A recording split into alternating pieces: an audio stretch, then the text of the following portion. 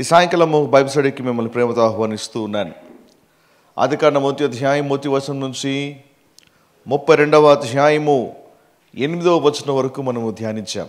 వచనం వెంబడి వచనాన్ని ధ్యానిస్తూ అనేక విషయాలు మనం నేర్చుకుంటూ ఉన్నాం. గత వారమున మనము 32వ అధ్యాయము 1 నుంచి 8 వచనాలు మనము ధ్యానించాం. ఈరోజు 9వ వచనం నుంచి మనం ప్రారంభించబోతున్నాం. సో లాస్ట్ వీక్ ఏం జరిగిందో ఒకసారి మనము సమీక్షించి ఒకసారి రీక్యాప్ చేసుకొని ఆ తర్వాత ఈరోజు మన అంశంలో కొనసాగుదాం. మరి ఈ ముందు 8 వచనంలో ఏం జరిగింది? యాకోబు తన అన్నతో సమాధాన పడడానికి కొందరు సేవకుల్ని పంపిస్తాడు. అయితే తిరిగి వచ్చినటువంటి సేవకులు చెప్తారు కదా, ఏమని? నీ అన్నటువంటి ఏశావు 400 మందిని వెంట పెట్టుకొని నేను ఎదుర్కోబోతున్నాడు అని చెప్పాడు. ఎప్పుడైతే వీళ్ళు ఈ మాట విన్నారో యాకోబుకి భయం వేసింది. యాకోబు భయం వేసి ఎక్కడ తన అన్న తన మీద దాడి చేసి మరి పగబట్టాడు కదా, మరి పారిపోకముందే యాకోబు ఇంటి నుంచి పారిపోకముందే ఏశావు అన్నాడు కదా, ఏమని? ఖచ్చితంగా నా సహోదరిని చంపుతాను అని. మరి 20 ఏళ్ళైనా ఇంకా పక్క చల్లారిపోలేదేమో, 20 ఏళ్ళైనా ఇంకా అలాగే లోపల కోపం అలా పెట్టుకున్నాడేమో, బహుశా మరి నన్ను సమూల నాశనం చేస్తాడేమో.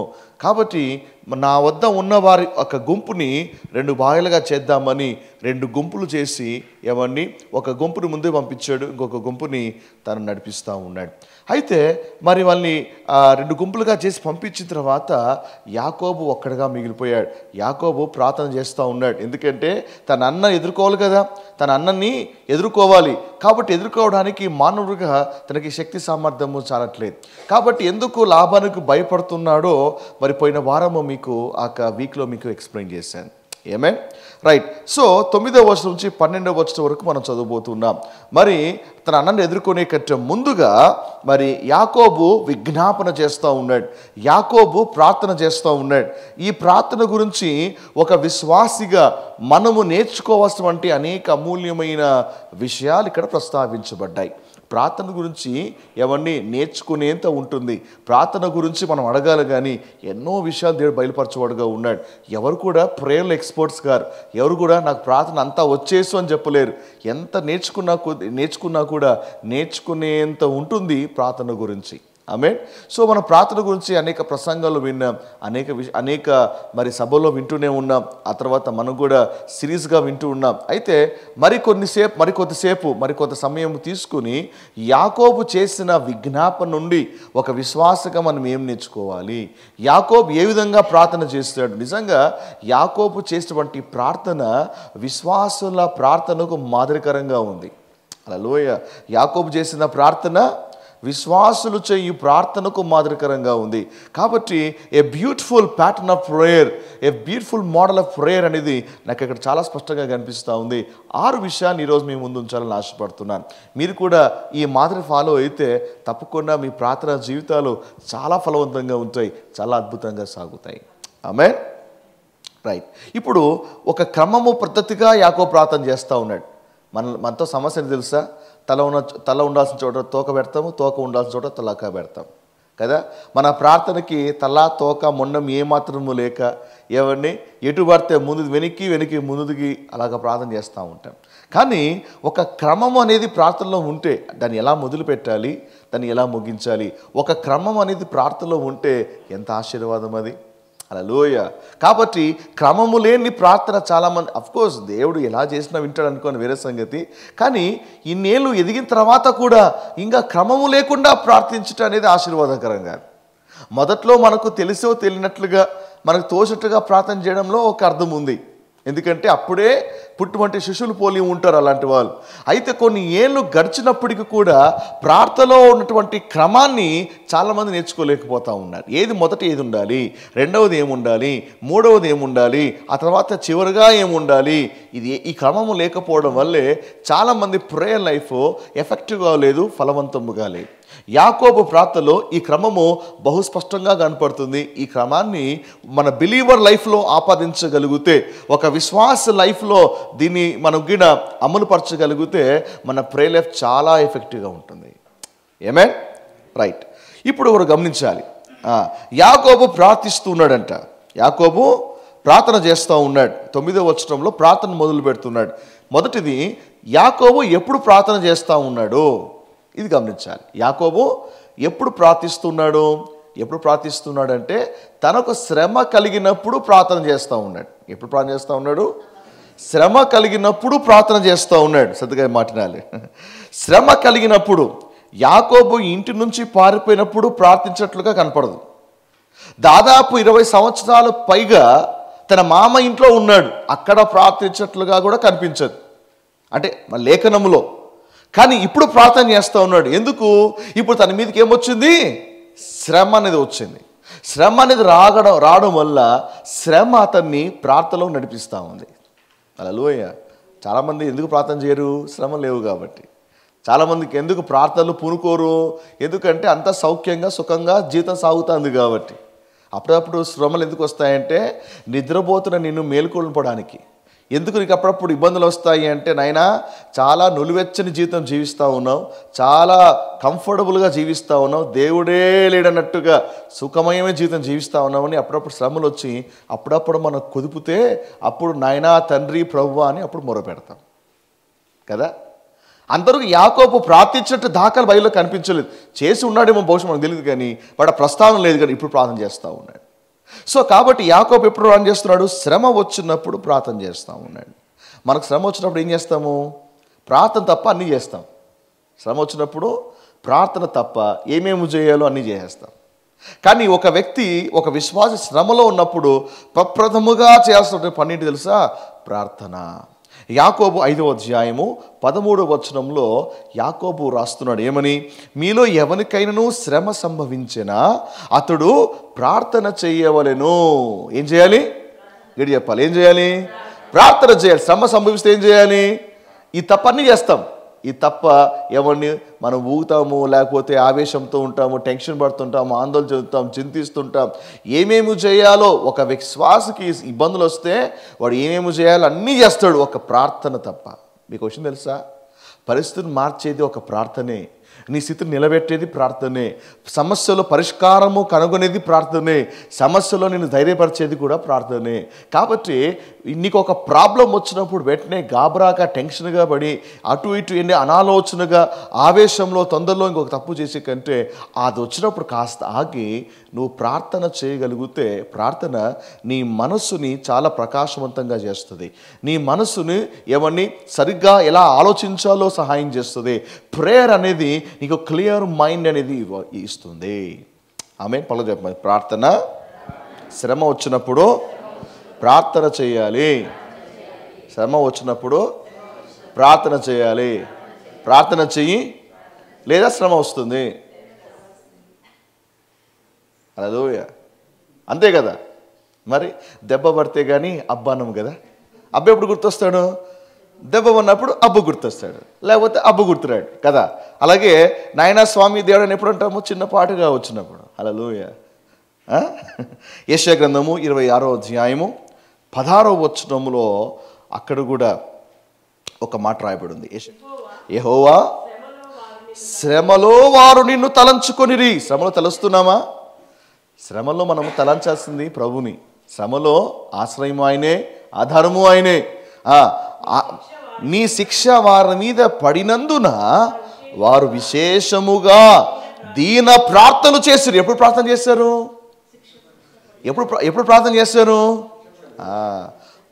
మామూలుగా వేకుజాన్ని లేచి ప్రార్థన చేయమంటే చేయము. ఒక శ్రమ రాగానే ఇంకా తెల్లవారుజాను 3 గంటలకు లేచి ప్రార్థన చేస్తాం. మామూలుగా ప్రార్థన అంటే ప్రభువా నాకు ఆత్రము నీకు స్తోత్రం, అంతే. ప్రభుకి అన్నీ తెలుసు అని చెప్పేసి ఎవరిని ఈవెన్ ఆహారం తినేటప్పుడు కూడా అంతే. ప్రార్థన కనీసం పట్టుమని 10 సెకన్లు కూడా ఉండదు. నాకు ఆత్రము నీకు స్తోత్రం అయ్యా. అదే చిన్నపాటి శ్రమ రాగానే ఆ ప్రార్థనలో ఎంత బలము, ఎంత మనసు ఉంటుంది, ఎంత భారభరితంగా ప్రార్థన చేస్తాం కదా. కాబట్టి అది వచ్చేందుకు వేచి ఉండబాకండి. అంటే ఇంకో మాట చెప్పాలంటే శ్రమలని ఒక విధముగా నిన్ను ప్రార్థనలోకి నడిపిస్తుంది. కాబట్టి ఈవెన్ ఒక మెచ్యూర్డ్ బిలీవర్ అయితే శ్రమ వచ్చినప్పుడు మరి దేవుని తొలగిపోడు, దేవునిలో ఇంకా స్థిరంగా ఉంటాడు, దేవుణ్ణి గట్టిగా పట్టుకుంటాడు, ఆయన పాదలు గట్టిగా పట్టుకుంటాడు. లౌకికమైన వ్యక్తి అయితే శ్రమ రాగానే మరి అంతవరకున్నటువంటి భక్తిని కూడా పోగొట్టుకుంటాడు. సో శ్రమ ఒక వ్యక్తి యొక్క స్థితిని బయలుపరుస్తుంది. శ్రమ ఒక వ్యక్తి యొక్క భక్తి ఎంతుందో బయలుపరుస్తుంది. లౌకికమైనవాడైతే వెళ్ళిపోతాడు, కానీ నిజంగా దేవుని అంటిపెట్టుకున్నవాడైతే దేవుని అలాగే గట్టిగా పట్టుకుంటాడు. ఆమేన్. వాళ్ళు చెప్పండి. విశేషముగా ప్రార్థన చేయాలి. ఆమేన్. సో యాకోబు ఎప్పుడు ప్రార్థన చేస్తూ ఉన్నాడు? ఏమని? ఇంట్లోంచి పారిపోయిన ప్రార్థన చేశాడా? లేదు. పెళ్లి విషయంలో ప్రభువా ఎలాంటి అమ్మాయిని పెళ్లి చేసుకొని ప్రార్థన చేశాడా? అక్కడ దాని విషయంలో ప్రార్థన చేయలే. ఏమని? మీరు యాకోబు ఒక జీవితాన్ని ఒకసారి బ్యాక్గ్రౌండ్గా చెక్ చేస్తే మరి అడుగు తీసి అడుగు వేస్తే తప్పుడు అడుగులే పడ్డాయి. వివాహం విషయంలో కావచ్చు, లేకపోతే ఇంకొక విషయంలో కావచ్చు. ఎందుకంటే ప్రార్థన అనేది చేయలేకపోయాడు కాబట్టి. అందుకే ప్రభు అంటాడు, మీరు శోధనలో ప్రవేశించకూడనట్లుగా మెలకువ కలిగి ప్రార్థన చేయండి. అంటే నువ్వు ప్రార్థన చేయకపోతే ఏమవుతుంది? నువ్వు శోధనలో పడే అవకాశాలు ఉన్నాయి, నీవు పాపంలో పడే అవకాశాలు ఉన్నాయి, అపవాది నేను ఈజీగా జల్లించేటువంటి అవకాశాలు ఉన్నాయి. అందుకే ప్రభు అంటాడు, ఎవడు ప్రార్థన చేస్తాడో వాడు శోధనలో పడ్డు. ఎవడైతే శోధనలో పడుతున్నాడు అంటే దాని అర్థము వాడికి ప్రార్థనా జీవితము లేదు అని అర్థం. అర్థమైందా? ప్రార్థన నిన్ను పాపము చేయకుండా ఆపుతుంది, అలాగే పాపము నిన్ను ప్రార్థన చేయకుండా ఆపుతుంది.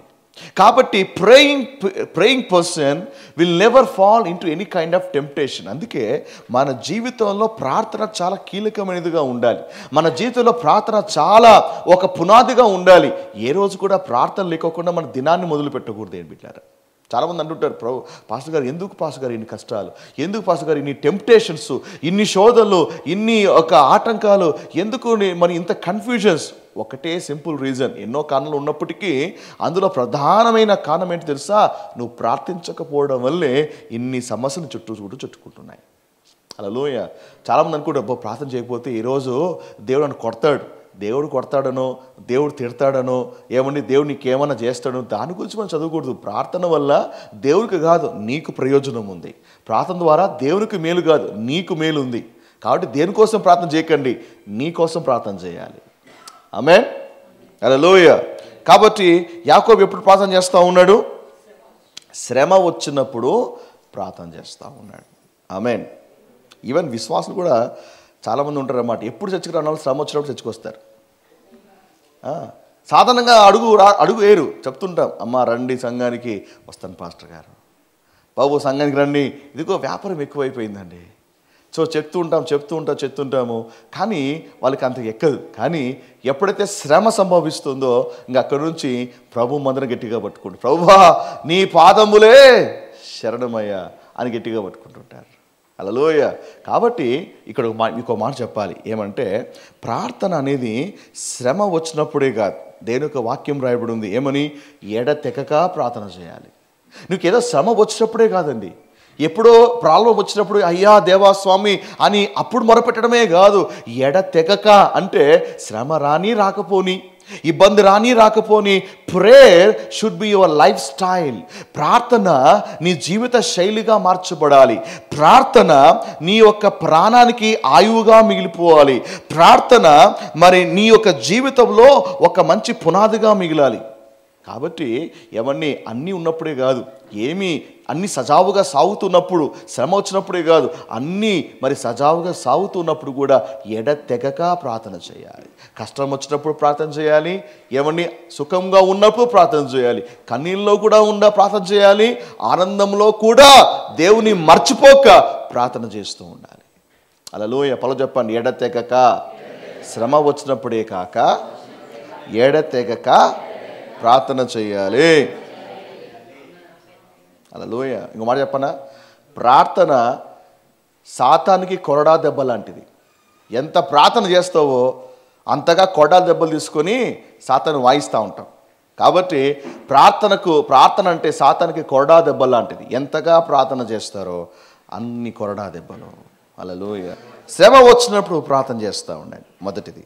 ఓకే. సో శ్రమ అప్పుడే కాకుండా మనం ఎల్లవేళలా ప్రార్థన చేయాలి. ఆమేన్. రైట్. నెంబర్ 2,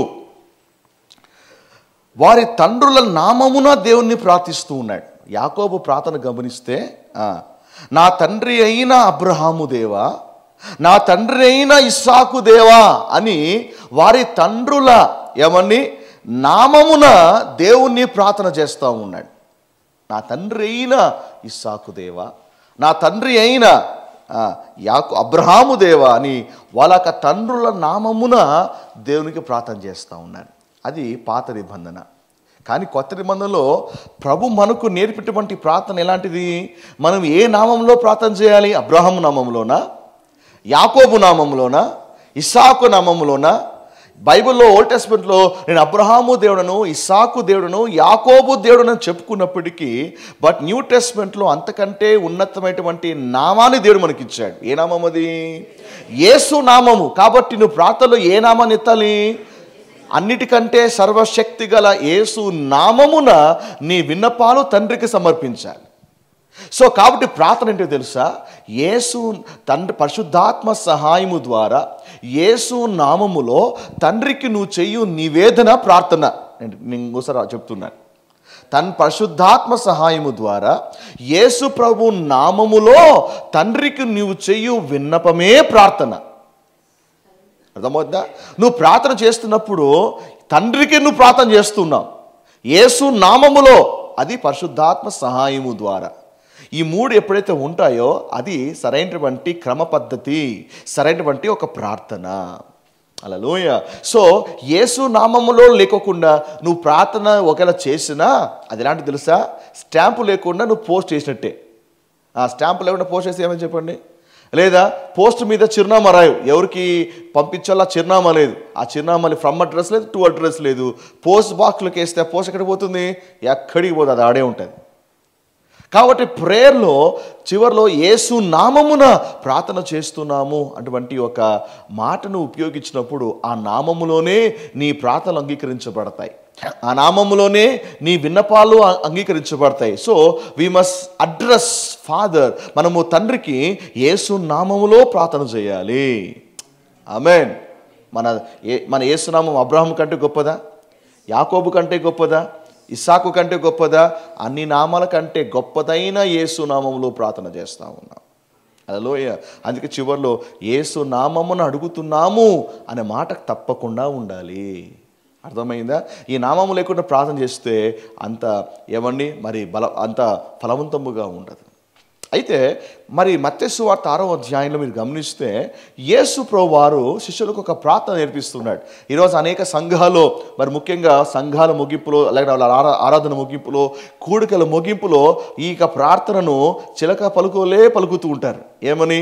పరలోకమందున్నటువంటి మా తండ్రి, నీ నామం పరిశుద్ధపరచబడునుగాక, నీ రాజ్యము వచ్చునుగాక, ఇలా చెప్పుకుంటూ వెళ్తూ ఆ ప్రార్థన అంతా చక్కగా ప్రభువుకి తెలియదేమో అన్నట్టుగా అప్పగిస్తూ ఉంటారు.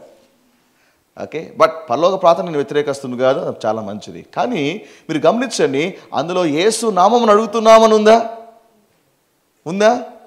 లేదు. మరణకు క్షమించిన ప్రకారంగా మరణకు క్షమించుము, ఇలాగా కొనసాగుతుంది. కానీ ఎక్కడా కూడా మరి యేసు నామములో అనే మాట కనిపించదు. ఎందుకంటే కారణము మరి అప్పటికి యేసు ప్రభువారు ఇంకా సిలువ వేయబడలేదు, అప్పటికి యేసు ప్రభువారు మరణించలేదు. అందుకే అక్కడ యేసు నామం ఇంకా హెచ్చించబడలేదు.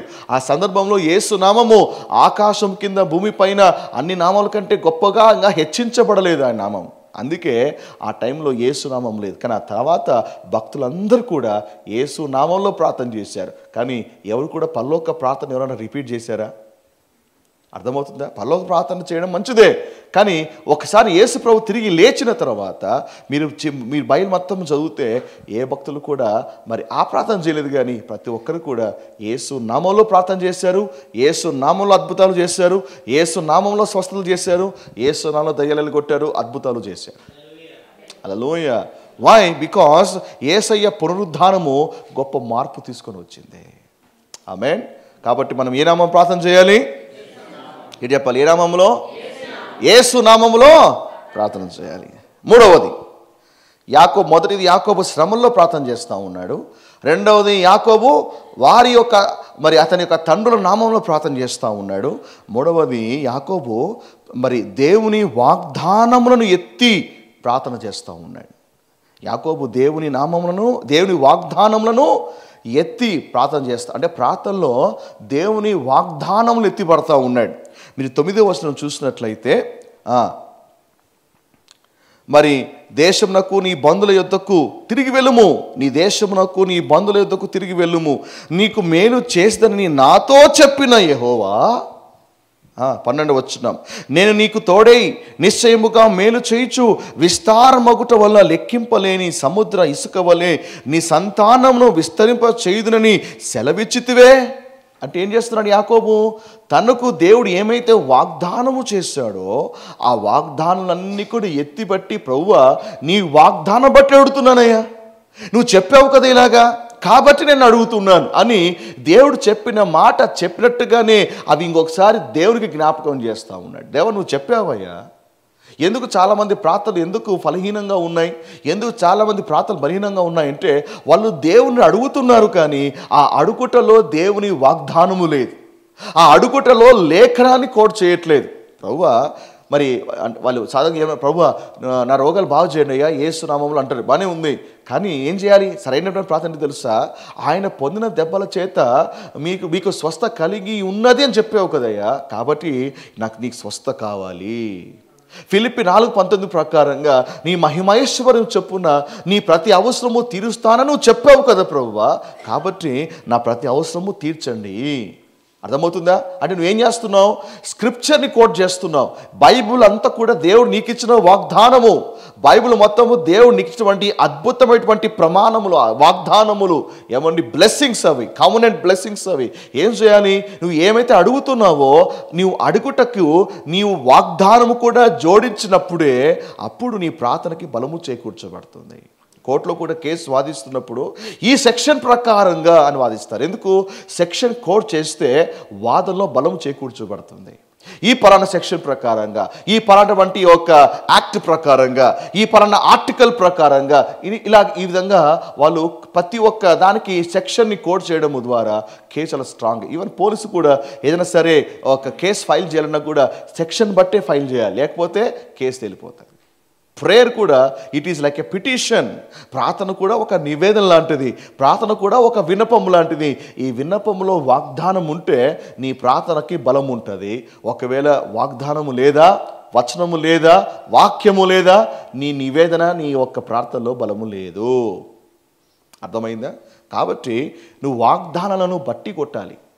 ఆరోగ్యం గురించి, స్వస్థత గురించి, నీ జీవితంలో నీ జీవితానికి సంబంధించినటువంటి కీలకమైనటువంటి ప్రమాణములు ఏమైతే ఉన్నాయో అవి బట్టి కొట్టాలి. మీ పిల్లల గురించి, భర్త గురించి, కుటుంబం గురించి, భార్య గురించి, ఆరోగ్యం గురించి, ఐశ్వర్యం గురించి, ఏమండి ఎదుగుదల గురించి, ఇలాంటి కొన్ని వచనాలు ఉంటాయి చూసారా, కొన్ని వచనాన్ని మీరు బై హార్ట్ చేయాలి. చేసి అప్పుడు ప్రార్థనలో ఇలా చెప్పావు కదా నాకు అనుగ్రహించండి అయ్యా.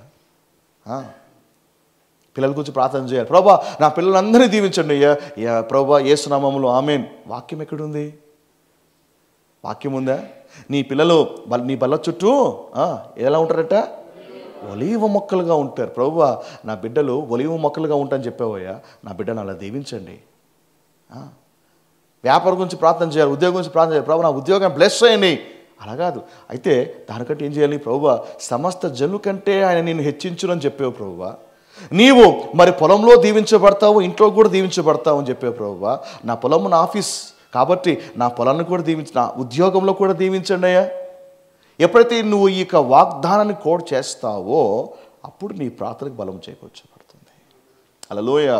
అందుకే రోజుకి కనీసము ఒక 3 లేక 4 వాగ్దానాన్ని మీరు బట్టి కొట్టండి, కంఠపాఠం చేయండి. స్క్రిప్చర్ని ఎందుకు కంఠపాఠము? ఎందుకంటే ప్రార్థనకు వాటిని జోడిస్తే నీ ప్రార్థన బలము చేకూర్చబడుతుంది. ఆమేన్. పౌలు చెప్పాడు రోజు 3 వాగ్దానములను కంఠపాఠం చేయి. ఏమంటే దేవుడు మనకి ఏమి ఇచ్చాడో తెలియకపోతే మనం ప్రార్థన చేయగలుగుతామా? యాకోబుగా ఉన్నాయి కాబట్టి ధైర్యంగా దేవుని అడుగుతూ ఉన్నాడు. ఈరోజు మన దేవుని అడిగే ధైర్యం ఎక్కడికి వచ్చింది? ఎందుకంటే దేవుడే మాట ఇచ్చాడు కాబట్టి అది తీసుకోవాలా, ప్రార్థన చేయాలి. ఆమేన్. రైట్. 4వది, యాకోబు దేవుని కృపను కొనియాడుచూ ప్రార్థన చేస్తూ ఉన్నాడు. యాకోబు వెంటనే ప్రార్థన మోకరించిన వెంటనే ప్రభువా వచ్చేసాడయ్యా, లాభం వచ్చేస్తున్నాడయ్యా, 400 వంటలు, అదుగో శబ్దం వచ్చేసింది, అదుగో వంటల శబ్దము, అదుగో యుద్ధ శబ్దము, అదుగో కేకలు. యాకోబు టెన్షన్లో ప్రార్థనలో వెంటనే స్ట్రైట్ అవే తన యొక్క విన్నపాన్ని ప్రభు దగ్గర పెట్టట్లేదు, తొందరపడట్లేదు. ప్రార్థనలో యాకోబు ఎమోషనల్గా పోవట్లేదు. చాలామంది ప్రేయర్కి ఎట్లయితే తెలుసా, అవసరం ఉంది ప్రభా, ఇది కావాలి ప్రభా, అది కావాలి ప్రభా అంటే ఏదో ఎమర్జెన్సీ అనమాట. కూర్చొని గబగబా నీ యొక్క రిక్వెస్ట్ ఏమైతే ఉందో యేసు ప్రభుకి పోస్ట్ చేసేసి ప్రభా ఈ లిస్ట్ అంతా చూసుకునైనా పోయిస్తాను బాయ్ ప్రభా అని వెళ్ళిపోతాను. Don't hurry in prayer. అర్థమైందా? నీ అర్జెంట్స్ కంటే ఆయన చాలా ముఖ్యుడు. నీ యొక్క అత్యవసరత కంటే ఆయన చాలా ముఖ్యుడు. ఆయన అర్థమైందా? సమస్తము నిలిపేయగలిగే శక్తి ప్రభుకు ఉంది. సమస్తము కూడా స్తంభింపచేయగల శక్తి. ఎంత తొందరలో ఉన్నావో, ఎంత టెన్షన్లో ఉన్నావో, ఎంత అర్జెన్సీలో ఉన్నావో అవన్నీ కూడా దేవుడు నీకోసం స్తంభింపచేయగలుగుతాడు. It can wait. But better నువ్వు ఏం చేయాలంటే ప్రభా వాటన్నిటికంటే నువ్వు ముఖ్యుడవయ్యా. ఎప్పుడైతే దేవుడే ముఖ్యం నా శ్రమ కంటే, నా ఇబ్బంది కంటే అని ఆ భావంతో ఉన్నవాడు ఏం చేస్తాడంటే వాడు కూర్చోగానే వెంటనే ప్రార్థనలో తన విన్నపాన్ని చెప్పుడు. కానీ ఇదిగో యాకోబు వలె ఒక్కొక్క మెట్టు అలా చెప్పుకుంటూ చివరిలో తన యొక్క విన్నపాన్ని ప్రభు దగ్గర పెడతాడు. హల్లెలూయా. ఇక్కడ యాకోబు ఏం చేస్తున్నాడు? దేవుని యొక్క తండ్రి నామం ప్రార్థన చేస్తూ ఉన్నాడు. ఆ తర్వాత వాగ్దానాలను ఎత్తిపడుతూ ఉన్నాడు. స్ట్రైట్ అవే పాయింట్ రావట్లేదు, వాగ్దానాలు ఎత్తిపడుతున్నాడు. ఇప్పుడు కృపను కొనియాడుతూ ఉన్నాడు, దేవుని కృపను. ఏమని? నీవు నీ సేవకునికి చేసిన సమస్తమైన ఉపకారములకు సమస్త సత్యమునకు అపాత్రులను నా చేతి కర్రతో మాత్రమే ఈ యోర్దాను దాటితిని, ఇప్పుడు నేను 2 గుంపులైతిని. అంటే ఏమన్నాడు? నేను అపాత్రుననయ్యా, నువ్వు నీ సేవకుడు చేసిన సమస్త ఉపకారములకు నా పాత్రుని ఎన్ని మేలు చేస్తావు, ఎన్ని అద్భుతాలు చేస్తావు, ఎన్ని ఆశ్చర్యమైన కార్యములు చేస్తావు, వాటన్నిటికీ నేను అపాత్రుడను అని. మరి అపాత్రుడు అయినా కూడా దేవుడు చేయడము బట్టి ఆయన కృపను యాకోబు కొనియాడుతూ ఉన్నాడు. ఏ విధంగా ఒక చేతి కర్రతో బయలుదేరాడు యాకోబు. 2 గుంపులు అంటే 2 సైన్యములు అయ్యాడు. మహనయీం 2 సైన్యములు అయ్యాడు యాకోబు. ఒక కర్రతో మొదలుపెట్టినటువంటి ఆయన ఇంత గొప్ప సైన్యం. అంటే ఏం చేస్తున్నాడు యాకోబు? తన జీవితంలో ప్రభు చేసినటువంటి మేలన్నీ తలపోస్తూ ఆయన కృపను కొనియాడుతూ ఉన్నాడు. ఎన్నోసార్లు ఫెయిల్ అయ్యాడు, ఎన్నోసార్లు నిరాశపరిచాడు, ఎన్నోసార్లు అతని జీవితంలో ఎన్నో బలహీనతలు కలిగి ఉన్నాడు. అయినప్పటికీ కూడా దేవుడు దీవించి ఆ స్థాయికి తీసుకొచ్చాడు కాబట్టి అవన్నీ తలపోస్తూ ఉన్నాడు. లాభాన్ని గురించి ప్రార్థన చేయట్లే. ఇక్కడ ప్రేయర్లో అర్జెన్సీస్ ఉన్నాయి, కానీ ఒకసారి జ్ఞాపకం చేసుకో, ఎలా ఉండేవాడివి ఈరోజు ఏ స్థాయికి దేవుడు తీసుకొచ్చాడు. ఒకప్పుడు దగ్గర ఏమీ లేదు, అలాంటిది ఈరోజు సమస్తము కలిగి ఉండగలుగుతున్నాం. ఈరోజు ఇస్తే ఉందంటే దేవుని కృపనే. కాబట్టి ఆ కృపను తలపోయాలి, ఆ దేవుని మేలను తలపోయాలి, కృతజ్ఞతతో నీ హృదయం నిండిపోవాలి. అర్థమైందా? లేకపోతే ప్రార్థనకు వచ్చని ఏం చేస్తున్నావయ్యా, ఇంతగా ప్రార్థన చేస్తున్నావు, నువ్వేం ఆన్సర్ ఇవ్వట్లేదేంటి? ప్రార్థన చేస్తావున్నా ఇంకా నువ్వు నాకు జవాబు ఇవ్వట్లేదేంటి అంటే చాలామంది యేసు ప్రభువుని లాయరు ప్రశ్నించినట్లుగా యేసు ప్రభువుని ఏం చేస్తున్నావు, నీ బిడ్డను కదా ప్రభువా, ఇంకా ఏం జరగలేదేంటి, ఏం చేస్తున్నావు, నువ్వు ఎక్కడున్నావు, ఉన్నావా లేదా, అసలు వింటున్నావు నా ప్రార్థన? కొంతమంది బోన్లో అంటే యేసు ప్రభుని వీళ్ళు బోన్లో నిలబెట్టి వీళ్ళు లాయలు అనమాట, యేసు ప్రభుని క్రాస్ క్వశ్చన్లు అనమాట. ఒక్కసారి జ్ఞాపకం చేసుకోవాలి, ఆయన మేలను జ్ఞాపకము ఇది ఒక భక్తుడు చేసేటువంటి సరైనటువంటి క్రమం. ప్రార్థనలో ఈ క్రమం ఉండాలి. అందుకే ప్రేయర్లో ఎక్కువ శాతం స్తుతి కూడా ఉండాలి. నీ అవసరత లాస్ట్లో ఉండాలి. ప్రార్థన పరలోకం వంటి తండ్రి అని మొదలుపెట్టి ఇంకా ప్రార్థన మొత్తం అంతా కూడా చూస్తే అడుక్కున్నవే ఎక్కువ ఉంటాయి. ఎందుకు అడుక్కున్నవి? ఎందుకంటే దాంట్లో ఆ ప్రార్థనలో ఆరాధన లేదు, ఆ ప్రార్థనలో కృతజ్ఞత లేదు, ఆ ప్రార్థనలో దేవుడు చేసిన మేలు లేదు, ఆయన కృపను కొనియాడుట లేదు, ఏమీ లేదు. నోరు తెరిస్తే అడుక్కోవడమే. Stop begging. Don't go to God just because you have a need. ఏదో అవసరం ఉంది కాబట్టి మోకరించుట దౌర్భాగ్యం. అది మన దేవునికి ఎందుకు ప్రార్థన చేస్తున్నామంటే అవసరం ఉంది కాబట్టి కాదు, ఆయనతో మనకు సహవాసం ఉంది కాబట్టి. ప్రార్థన అంటే అడుక్కోవడం కాదు, ప్రార్థన అంటే ఒక సంబంధం, సత్సంబంధం. అది చాలామంది అవసరం ఉంటే మోకరిస్తారు, అవసరం లేదా ప్రభువా నువ్వెవరో నేను ఎవరయ్యా. ప్రేయర్లో అడగడానికే వెళ్తున్నామంటే నీకు ప్రార్థన మీద సరైన అవగాహన లేదని అర్థం. నువ్వు ప్రార్థనలో అక్కడితో వెళ్తున్నావంటే ప్రేయర్ మీద నీకు రైట్ అండర్స్టాండింగ్ లేదని అర్థం. We pray not because we have a need, we pray because we have a relationship with our Heavenly Father. ఏమండి, మీ నాన్నకాడికి ఎప్పుడు డబ్బుల కోసమే పోతావా? మీ అమ్మకాడికి ఎప్పుడు డబ్బుల కోసమే వెళ్తావా? ఏమండి, మీ ఇంట్లో వాళ్ళతో ఎప్పుడు కూడా ఏమైనా అవసరం అయితే వెళ్తావా? లేదు. You have a relationship with your father and mother. అర్థమవుతుందా? కాబట్టి అవసరం ఉన్నా లేకపోయినా వాళ్ళతో సహవాసము బాంధవ్యం ఉంది కాబట్టి వాళ్ళతో మాట్లాడతారు. అర్థమవుతుంది? చాలామంది సహవాసంతో ప్రభు వద్దకు రారు. ఆయన నుంచి ఏమైనా పొందుకుందామా, ఏమని అడుగుదామా. అందుకే ప్రభు అంటాడు కదా ఒక సందర్భంలో, అది వరకే 2 సందర్భాల్లో 5 రొట్టెలు 2 చేపలు పంచిపెట్టాడు. అయినా జనాలు వెతుకుతూ ఉన్నారు. శిష్యులు వచ్చి అడిగారు, ప్రభువా మళ్ళీ నీకు ఏమి ఫ్యాన్ ఫాలోయింగ్ ఉందయ్యా? అద్భుతంగా అసలు ఫేస్బుక్లో కూడా అంత ఫాలోయింగ్ లేదు, అంత ఫాలోయింగ్ ఉంది ప్రభు నీకు, చాలామంది వెతుకుతూ ఉన్నారయ్యా. యేసు ప్రభు నీ వెనకాల ఎంతోమంది ఎవరిని ఫ్రెండ్ రిక్వెస్ట్ పంపిస్తున్నారు ప్రభు అంటే ప్రభు అన్నాడు, వాళ్ళు నన్ను ఎందుకు వెతుకుతున్నారో నాకు తెలుసు. వాళ్ళు ఎందుకు వెతుకుతున్నారో నాకు తెలుసు. మనం ఇక్కడ నుంచి వెళ్ళిపోదాం రండి అని వారి గురించి పట్టించుకోక శిష్యులు తీసుకొని వెళ్ళిపోయాడు. కారణం ఏంటి? వాళ్ళు ఎందుకు వెతుకుతున్నారు? ఆయన కోసం కాదు, ఆయన ఇచ్చే వాటి కోసం వెతుకుతూ ఉన్నారు. ప్రజలు ఆయన చేతులు చూస్తున్నారు కానీ ఆయన ముఖాన్ని చూడట్లేదు. మనం ఆయన చేతులు చూడడానికి ఆయన ముఖాన్ని చూడడానికి చాలా వ్యత్యాసం ఉంది. Looking to his hands and looking at his face. ఆయన చేతులు చూచుట, ఆయన నుంచి ఏమన్నా ఆశించుట, ఆయన ముఖ దర్శనము చేసుకునుట, ఆయనతో సహవాసాన్ని కోరుట.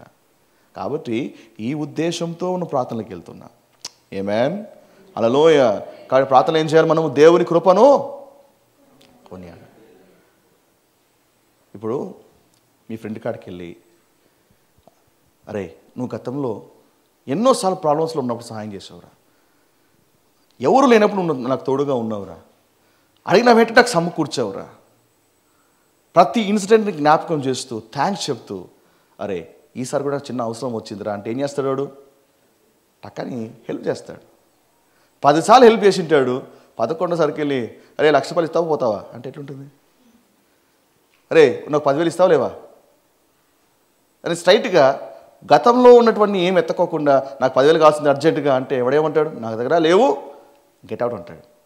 వై? ఎందుకంటే నువ్వు గతంలో చేసినవి ఏవి జ్ఞాపకం చేయట్లేదు. We should be a thankful people. ఏం చేయాలి దేవుని దగ్గర? ప్రభువా గతంలో ఇన్ని చేసావయ్యా, థ్యాంక్స్ అయ్యా అని చెప్తున్నప్పుడు దేనికి ఏం చెప్తున్నావు? ఇంతవరకు చేసిన దేవ ఇక మీదట కూడా నువ్వు చేయగలుగుతావని నమ్ముతూ ఉన్నాను. అలాంటి దృక్పథంతో ప్రార్థన చేయాలి. ఆమేన్. రైట్. 5వది, ఈ ప్రార్థన గురించి 5వ పాయింట్. ఎలా ప్రార్థన చేస్తున్నాడు? చాలా దీన మనస్సు కలిగి ప్రార్థన చేస్తూ ఉన్నాడు. ఎలా ప్రార్థన చేస్తూ ఉన్నాడు? దీన మనస్సు. మీరు 5వ వచనం చూడండి. ఏశావు సేవకుడు అంటే నేను ఏశావు సేవకుడిని అంటే అంత తగ్గించుకుంటున్నాడు. 10వ వచనంలో అపాత్రుడను అంటున్నాడు అంటే యాకోబు తగ్గించుకుంటున్నాడా లేదా? ఎస్, ప్రేయర్లో humbleness is very very important. Of course మనం దేవుని బిడ్డలుగా మనకు అధికారం ఉన్నప్పటికీ కూడా ఏమన్నా మరొక వైపు మనకు తగ్గింపు అనే విషయాన్ని మనం మర్చిపోకూడదు. మన ప్రార్థనలో దీన మనస్సు అటువంటి ఒక నైజాన్ని మనం మర్చిపోకూడదు. Don't be so proud. ఎవరిని కొంతమంది బజార్లో వ్యక్తులు మాట్లాడినట్టుగా దేవునితో మాట్లాడుతూ ఉంటారు. Though he's your father, he's a king of kings. ఆయన రాజులకు రాజు అయిన, ప్రభులకు ప్రభువు అయిన. అర్థమైందా? ఇప్పుడు తండ్రి కుమార్తెకి మధ్య మంచి బాంధవ్యం ఉంది. దాని అర్థం ఏంటి? ఆ క్లోజెస్ ఉన్నప్పటికీ కూడా తండ్రి అంటే ఏ విధంగా పిల్లలు గౌరవం ఇస్తారో మన దేవుని దగ్గర కూడా అదే గౌరవాన్ని ఇవ్వాలి, అదే దీన మనస్సు కలిగి ఉండగలగాలి. ప్రేయర్లో నీకు హంబుల్నెస్ లేకపోతే, ప్రేయర్లో నీకు తగ్గింపు లేకపోతే నువ్వు ఏమి చేస్తున్నావు దాన్ని మర్చిపో. ఎందుకంటే అలాంటి ప్రార్థనలు అంగీకరించు. దీన మనస్సు కలిగి ఉంటా. కాబట్టి 34వ కీర్తన 6వ వచనంలో ఏం రాయబడి ఉంది? ఈ దీనుడు మొరపెట్టగా యెహోవా ఆలకించును. అంటే దీనుడు మొరపెడితే దేవుడు ఆలకిస్తాడట. అతని శ్రమలన్నిటిలో నుండి అతన్ని రక్షిస్తాడంట. దేవుడు ఎప్పుడు రక్షిస్తాడు?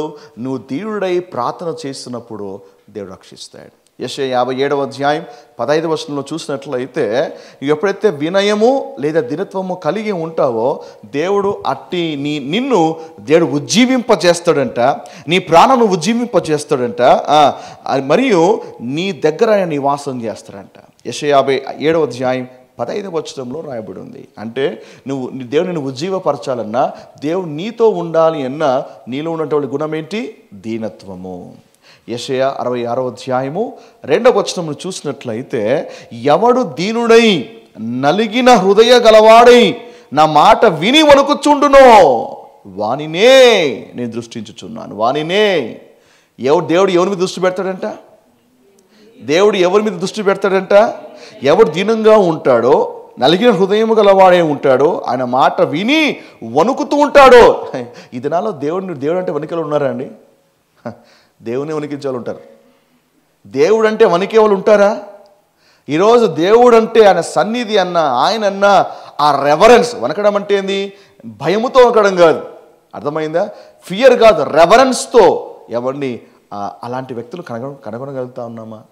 అలాంటి వ్యక్తులంట దేవుడు తన కనుదృష్టి వాని మీద ఉంచి ఉన్నాడట. 1 పేతురు 5వ అధ్యాయం 5వ వచనంలో ఉంది కదా, ఏమని?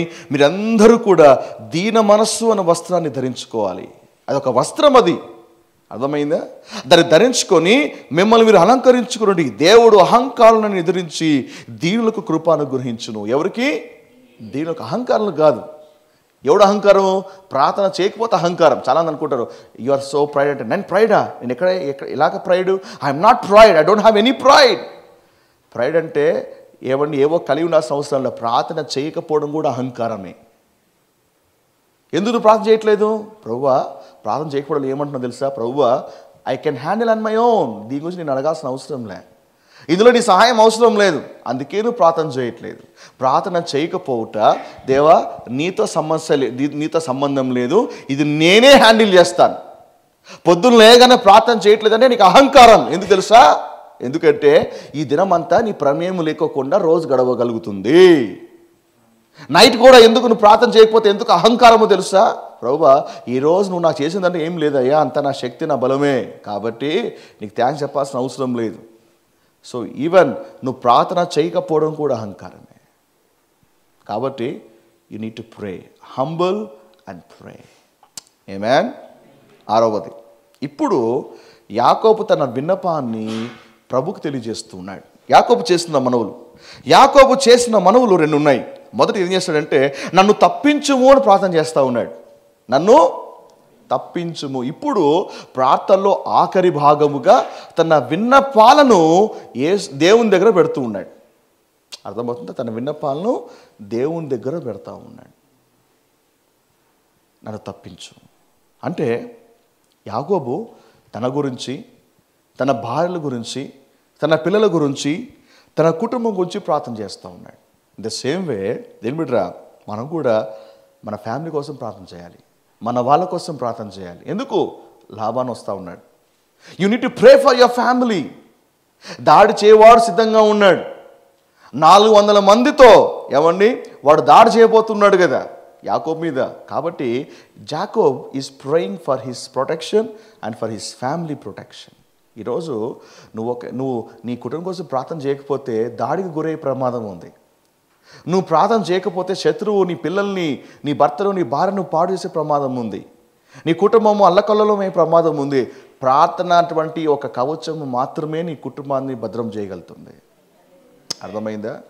ఓన్లీ ప్రేయర్ అటువంటి ఒక ప్రొటెక్షన్ మాత్రమే, దాని కింద మాత్రమే నీ కుటుంబం భద్రంగా ఉండగలుగుతుంది. But if you are not praying, ఏమైనా జరిగినా దానికి నువ్వే బాధ్యుడు. ఎందుకంటే ప్రార్థన చేయకపోతే, ప్రార్థన అనేది ఒక కంచె వంటిది, ప్రేయర్ అనేది ఒక హెడ్జ్ లాంటిది.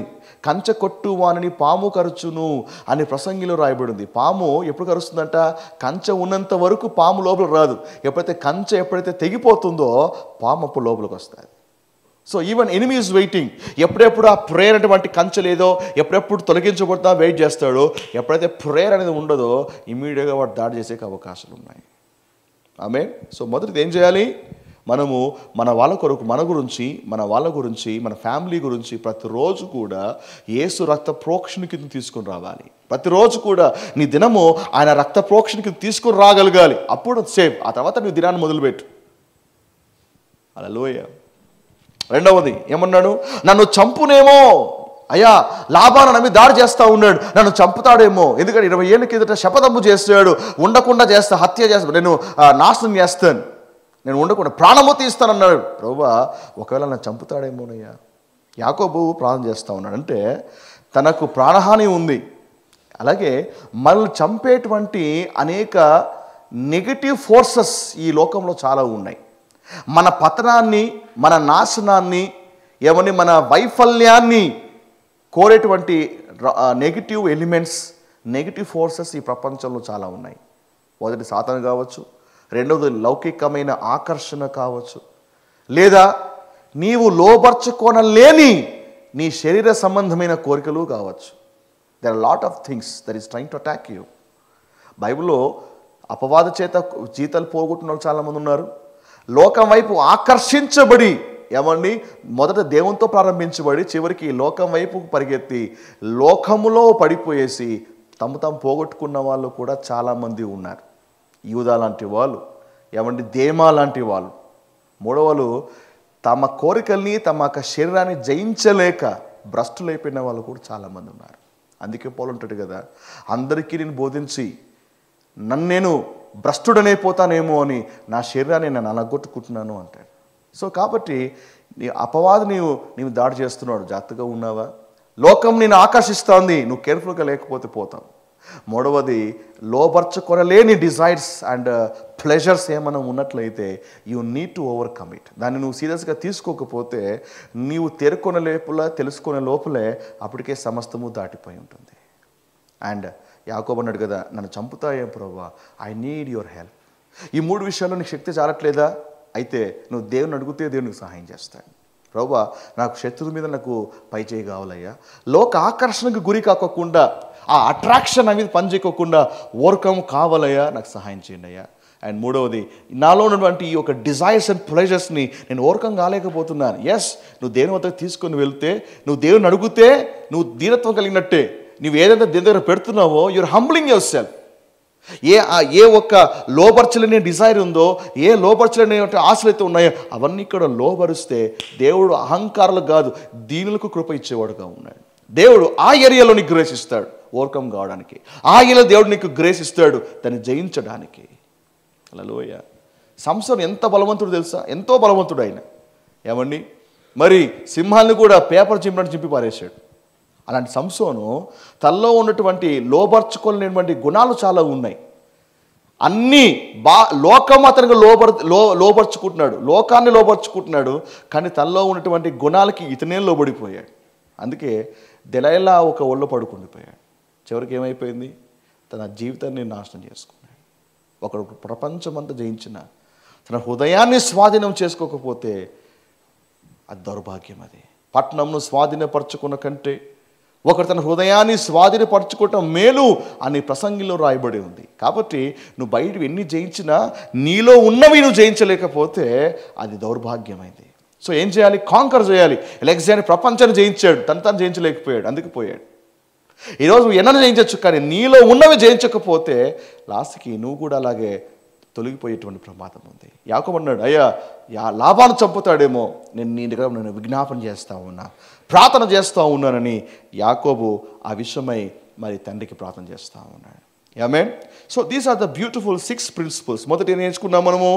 యాకోబు ఎప్పుడు ప్రార్థన చేశాడు? శ్రమలను ప్రార్థన చేశాడు. ఎలా ప్రార్థన చేశాడు? తండ్రుల నామమున ప్రార్థన చేశాడు. మూడవది దేవుని వాగ్దానం ఎత్తిపట్టి ప్రార్థన చేశాడు. నాలుగవది ఏంటిది? దేవుని కృపను కొనియాడుతూ ఉన్నాడు. ఐదవది దీన మనసుతో ప్రార్థన చేస్తూ ఉన్నాడు. అండ్ ఆరవది యాకోబు అప్పుడు తన మనవి అనగా తన కుటుంబం గురించి ప్రార్థన చేస్తూ ఉన్నాడు. అలాగే మరి థ్రెట్, ప్రమాదం ఎవరి నుంచి పొంచి ఉందో వాటి విషయమై కూడా ప్రార్థన చేస్తూ ఉన్నాడు. 31వ అధ్యాయము 13 నుంచి 21వ వచనం వరకు మరి యాకోబు ప్రార్థన చేస్తాడు. ప్రార్థన చేసిన తర్వాత యాకోబు చేసినటువంటి ఒక పని ఉంది, చాలా అద్భుతమైనటువంటి పని. ఏంట పని అంటే యాకోబు కానుకలు పంపిస్తాడు. దాని గురించి ఇటువంటి లేఖన భాగం ఇది. 32వ అధ్యాయము 13 నుంచి 21వ వచనం వరకు.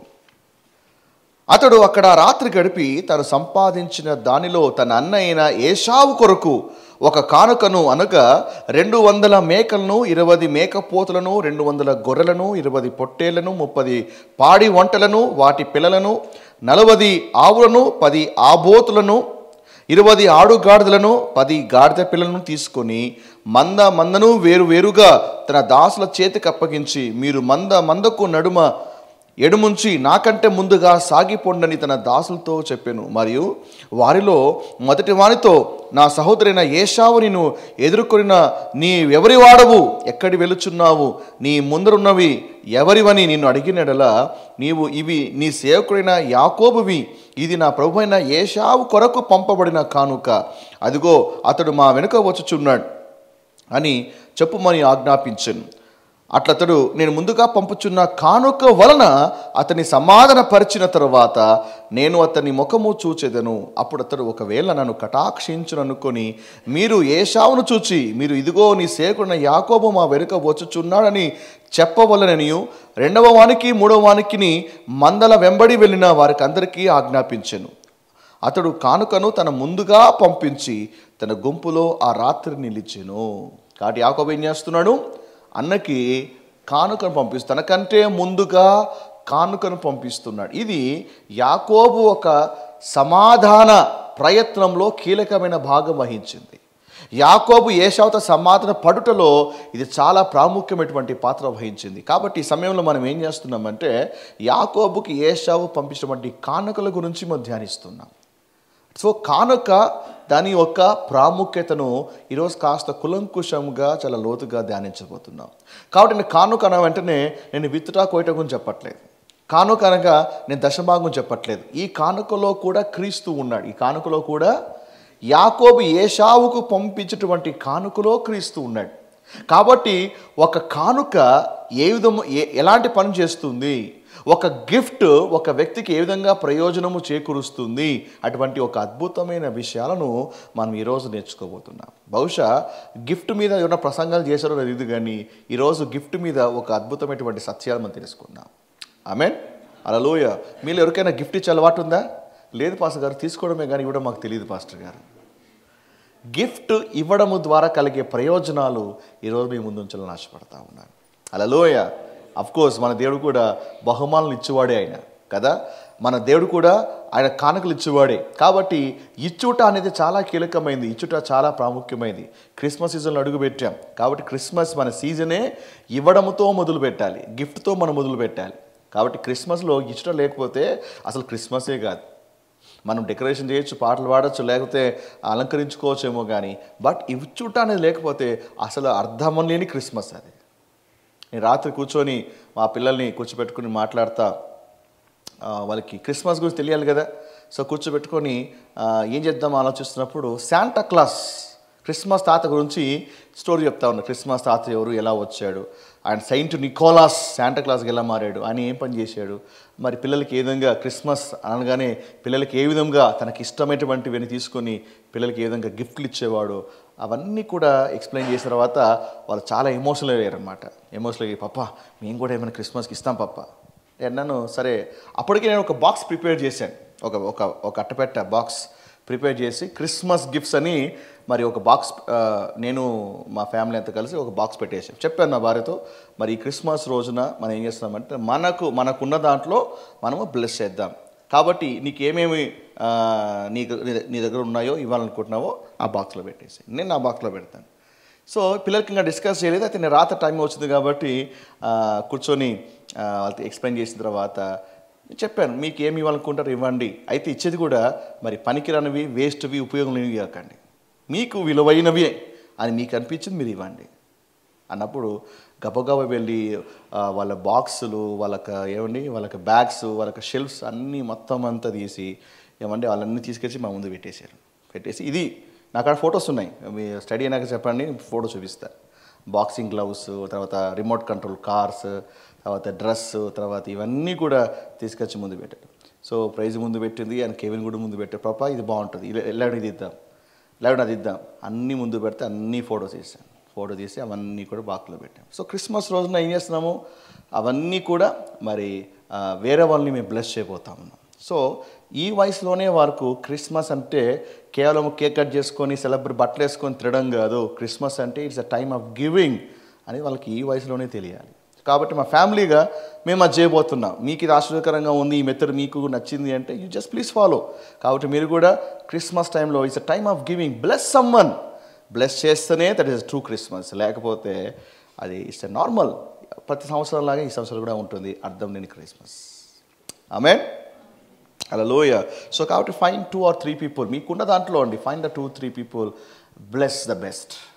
ఓకే, సో ఒకవేళ షర్ట్స్ తీస్తున్నారా, ఒక ఎక్స్ట్రా షర్ట్ తీసుకొని bless someone, extra pant bless someone, extra sari bless someone. మీకున్న దాంట్లో ఇంకొక భాగం ఎక్కువ తీసుకొని ట్రై టు బ్లెస్ సమ్వన్. ఎలాంటి వాళ్ళు బ్లెస్ చేయాలో పాస్టర్ గారు, ఇక్కడ కూడా ఒక లాజిక్ ఉంది. ఒకరు అడిగారు ఎలాంటి వాళ్ళని బ్లెస్ చేస్తే బాగుంటుంది. Number 1, be led by the holy spirit, నేను అది చెప్తాను. నెంబర్ 2, నా ఒక ఆలోచన ఏమంటే ఎవరైతే తిరిగి చెల్లించలేరో వాళ్ళకి ఇవ్వండి. అర్థమైంది? ఎవరైతే తిరిగి మీకు ఇవ్వలేకపోతారో అలాంటి వాళ్ళని బ్లెస్ చేయండి. They deserve it. ఓకే, మీరు మిమ్మల్ని ప్రేమించిన వారినే ప్రేమించిన ఎడల మీకేమి ఫలం కలుగును అని ప్రభు చెప్పాడు. కాబట్టి వాళ్ళు నువ్వు ఇచ్చావా, చాలాసార్లు ఎట్లా వేస్తామంటే నేను ఇస్తే నాకు మళ్ళీ ఏమైనా వస్తుంది, ఇస్తే వీలైతే కరెక్ట్గా మళ్ళీ ఇస్తారు. అక్కడే పోయింది నీ ఫలం, నువ్వు పొందుకున్నావు, ఆడే అయిపోయింది. అట్లాగా అది ఇవ్వాల్సింది. ఎవరికి ఇస్తే వాళ్ళు తిరిగి మళ్ళీ ఎవరైతే నాకు ఇవ్వలేరో అలాంటి వాళ్ళని బ్లెస్ చేద్దాం. అర్థమైందా? So be led by the holy spirit number 1. Number 2 ఏమంటే అలాంటి వాళ్ళని జస్ట్ ప్రే, అది కూడా ఎమోషనల్గా వెళ్ళిపోకోకుండా ప్రే చేయి. ఓకే, ఇలాంటి వాళ్ళని ఒకసారి మనకు పరిచయం లేని వ్యక్తులను కూడా బ్లెస్ చేయమనొచ్చు. అర్థమైంది? Be led by the holy spirit. And ఒకసారి పొలంలో అందరినీ చూడు, ఒకసారి చాలా ఫ్యామిలీ, మన చర్చిలో కూడా చాలా ఫ్యామిలీస్ ఉన్నాయి. Find some family and bless it. Then you will find the joy of the Christmas. క్రిస్మస్లోని యొక్క ఆనందము ఇచ్చుటలో నువ్వు ఆస్వాదిస్తావు. హల్లెలూయా. యేసు ప్రభువు పుట్టిన తర్వాత దేవదూతలు వర్తమానం ప్రకటించారు. ఏమని? ఇదిగో లోకమంతటికి మహా సంతోషకరమైనటువంటి శుభవర్తమానం మీకు తెలియజేయుచున్నా. శుభవర్తమానం ఏంటి? యేసు ప్రభుని తండ్రిని దేవుడు యేసు ప్రభుని ఇచ్చాడు. అంటే ఆయన కుమారుని పంపించాడు, కానీ హెవెన్లో కూర్చొని ఏడ్చాలి, అయ్యో నా కుమారుని పంపించాను అని. ఏడ్చాడా? ఆయన తన కుమారుని ఇచ్చాడు, ప్రకటిస్తున్నాడు, ఇది శుభవర్తమానము, గ్రేట్ జాయ్. సో ఆయన ఇవ్వడంలో కూడా ఆయన ఆనందించాడు ఆయన. సో కాబట్టి క్రిస్మస్ అనేది ఒక జాయ్. అది సో ఏంటి జాయ్? మ్యూజిక్ పెడితే జాయ్ కాదు, స్కిట్స్ అండ్ కొరియర్స్ ఇవన్నీ కూడా పార్ట్ ఆఫ్ ఇట్. అది బట్ ట్రూ జాయ్ ఏమంటే it is in giving. Amen, right. So కాబట్టి ఈ సమయంలో ఈ కానుకకు అలాగే క్రీస్తుకు ఆయన బలియాగానికి ఉన్నటువంటి కొన్ని పోలికల్ని ఈరోజు మనం చూద్దాం. మొదటిది ఏంటంటే కానుకల వల్ల వచ్చే ఫలితము చూద్దాం. కానుకల వల్ల వచ్చే ఫలితం. కానుకలు వచ్చే ఫలితం ఏముంది? పాసుగా తీసుకోవడము, పండగ చేసుకోవడం, అంతే కదా. ఫలితం ఏముంది? ఎవరు బ్లెస్ చేశారా, తీసి పెట్టుకున్నామా, అంతే కదా. కానుకల వల్ల వచ్చే ఫలితాన్ని బైబిల్ చాలా గట్టిగా మాట్లాడుతుంది. దాన్ని చూద్దాం. బైబిల్ చూసినట్లయితే సామెతలు 18వ అధ్యాయము 16వ వచనం, ద పవర్ ఆఫ్ గిఫ్ట్స్, కానుకల వల్ల ఉన్నటువంటి శక్తిని మీ ముందు ఉంచాలని ఆశపడుతున్నాను. సామెతలు 18వ అధ్యాయము 16వ వచనం. సామెతలు 18వ అధ్యాయము 16వ వచనం తీస్తే ఒకసారి చదవగలం వాక్యం. ఒక్కడు ఇచ్చు కానుక వానికి వీలు కలగజేయును, అది గొప్పవారి ఎదుట వారిని రప్పించును. దీన్ని 2 భాగాలుగా చేసి మనం ధ్యానం చేద్దాం. ఒకడు ఇచ్చు కానుక వానికి వీలు కలగచేయును అని తెలుగులో ఉంది. ఇంగ్లీష్లో ఏముందంటే giving a gift can open doors. Giving a gift can open doors అంటే ఒక వ్యక్తి జీవితంలో నీ ద్వారాలు మూయబడ్డాయా? ఒక వ్యక్తి తన జీవితంలో నీకు ద్వారం మూసేశాడా? నీకు ఆ వ్యక్తికి చాలా గ్యాప్ వచ్చేసిందా? ఆ వ్యక్తికి నీకు ఎటువంటి సంబంధం లేకుండా బ్రీచెస్ వచ్చేసాయా? అయితే అలాంటి వ్యక్తి జీవితంలో నీకు డోర్ ఓపెన్ కావాలి అంటే నీ మొదటి పని ఏంటి తెలుసా? మొదట సమాధాన పడే కంటే ముందుగా ఒక గిఫ్ట్ పంపించేయి. అర్థమవుతుందా? యాకోబు చేసింది కూడా అంతే. లాబాను వద్దకు వెళ్ళి లాబాన్తో మాట అంటే సమాధాన పడి ఓరల్గా వర్బల్గా ఏమండి మరి జరిగిన విషయాలన్నీ కూడా మాట్లాడే కంటే ముందుగా ఫస్ట్ గిఫ్ట్ పంపిస్తున్నాడు. ఆ గిఫ్ట్ పంపించిన తర్వాత యాకోబు వెళ్ళాడు, పని అయిపోయింది. హల్లెలూయా. సో గిఫ్ట్ ఏమవుతుంది? ఇట్ విల్ ఓపెన్ డోర్స్, ద్వారాలు తెరవబడతాయి. దేనికి స్తోత్రం. యేసుక్రీస్తు అటువంటి ఒక బహుమానము మనకు అనుగ్రహించబడడం ద్వారానే ఏమండి యేసుక్రీస్తు అటువంటి ఒక బహుమానము సిలువలో బలియాగము కావడము ద్వారానే, దానివల్ల ఆ యేసు ఒక గిఫ్ట్ వల్లనే మనకి పరలోక రాజ్యంలో డోర్ తెరవబడింది. అర్థమైందా? యేసు అటువంటి ఒక వరము వలనే తండ్రి యొక్క రాజ్యంలోకి మనకు ద్వారము తెరవబడి ఉంది. అసలు అన్స్పీకబుల్ గిఫ్ట్ అని రాయబడింది దాని గురించి. చెప్పసఖ్యము కాని వరము అని రాయబడి ఉంది. అంటే ఆ వరము, ఆ గిఫ్ట్ వలనే తండ్రి రాజ్యంలోకి మనకు డోర్ తెరవబడింది, తండ్రి సన్నిధానంలోకి ద్వారం తెరవబడింది. అసలు ఆ అన్స్పీకబుల్ గిఫ్టే లేకపోతే తండ్రికి మనకి ఎప్పుడు కూడా ఒక పెద్ద అగాధమే ఉంటుంది. దేవునికి స్తోత్రం. ఆ చక్కని బహుమానం బట్టి దేవునికి స్తోత్రం చేద్దాం ఒకసారి. హల్లెలూయా, హల్లెలూయా. చేయబోయే యేసయ్యా, చెప్పసఖ్యము కాని నీ వరము బట్టి, నీ గిఫ్ట్ బట్టి స్తోత్రం. నీ గిఫ్ట్ వలనే నాకు దేవుని రాజ్యములో ద్వారము తెరవబడింది. హల్లెలూయా, ప్రైజ్ లార్డ్. ఈవెన్ మీ యొక్క రిలేషన్షిప్లో కూడా సరే ఏమైనా బ్రీచెస్ వచ్చాయా, ఎంత చేసినా కూడా ప్రయత్నం లేదా, సెండ్ ఏ బ్యూటిఫుల్ గిఫ్ట్. ఒక మంచి లెటర్ రాయండి, ఒక మంచి గిఫ్ట్ తయారు చేయండి. సెండ్ ఏ బ్యూటిఫుల్ గిఫ్ట్. మాటలు చేయలేనిది నీ బహుమానం చేసి పెడుతుంది. ఆమేన్, హల్లెలూయా. రైట్. ఇదే వచనంలో 2వ లేఖన భాగం చూద్దాం. అది గొప్పవారి ఎదుటకు వారిని రప్పించును. అంటే అంతకుముందు గొప్పవారి దగ్గర ప్రవేశం లేదు, కానీ గిఫ్ట్ పంపడము ద్వారా ఏమవుతుంది, అలాంటి గొప్పవారి ఎదుట నిలబడేటువంటి అవకాశం కల్పిస్తుంది. హల్లెలూయా. ఎస్. ఓ రోజు కొన్ని సంవత్సరాల కిందట నాకు గుర్తుంది, కర్నూలు ఫ్లడ్స్ వచ్చినాయి. ఓకే, పట్టణం అంతా మునిగిపోయింది. ఫ్లడ్ రిలీఫ్ అని చెప్పేసి మన చర్చ్ తరఫున కొంత కానుకలు మనం పోగు చేసాం.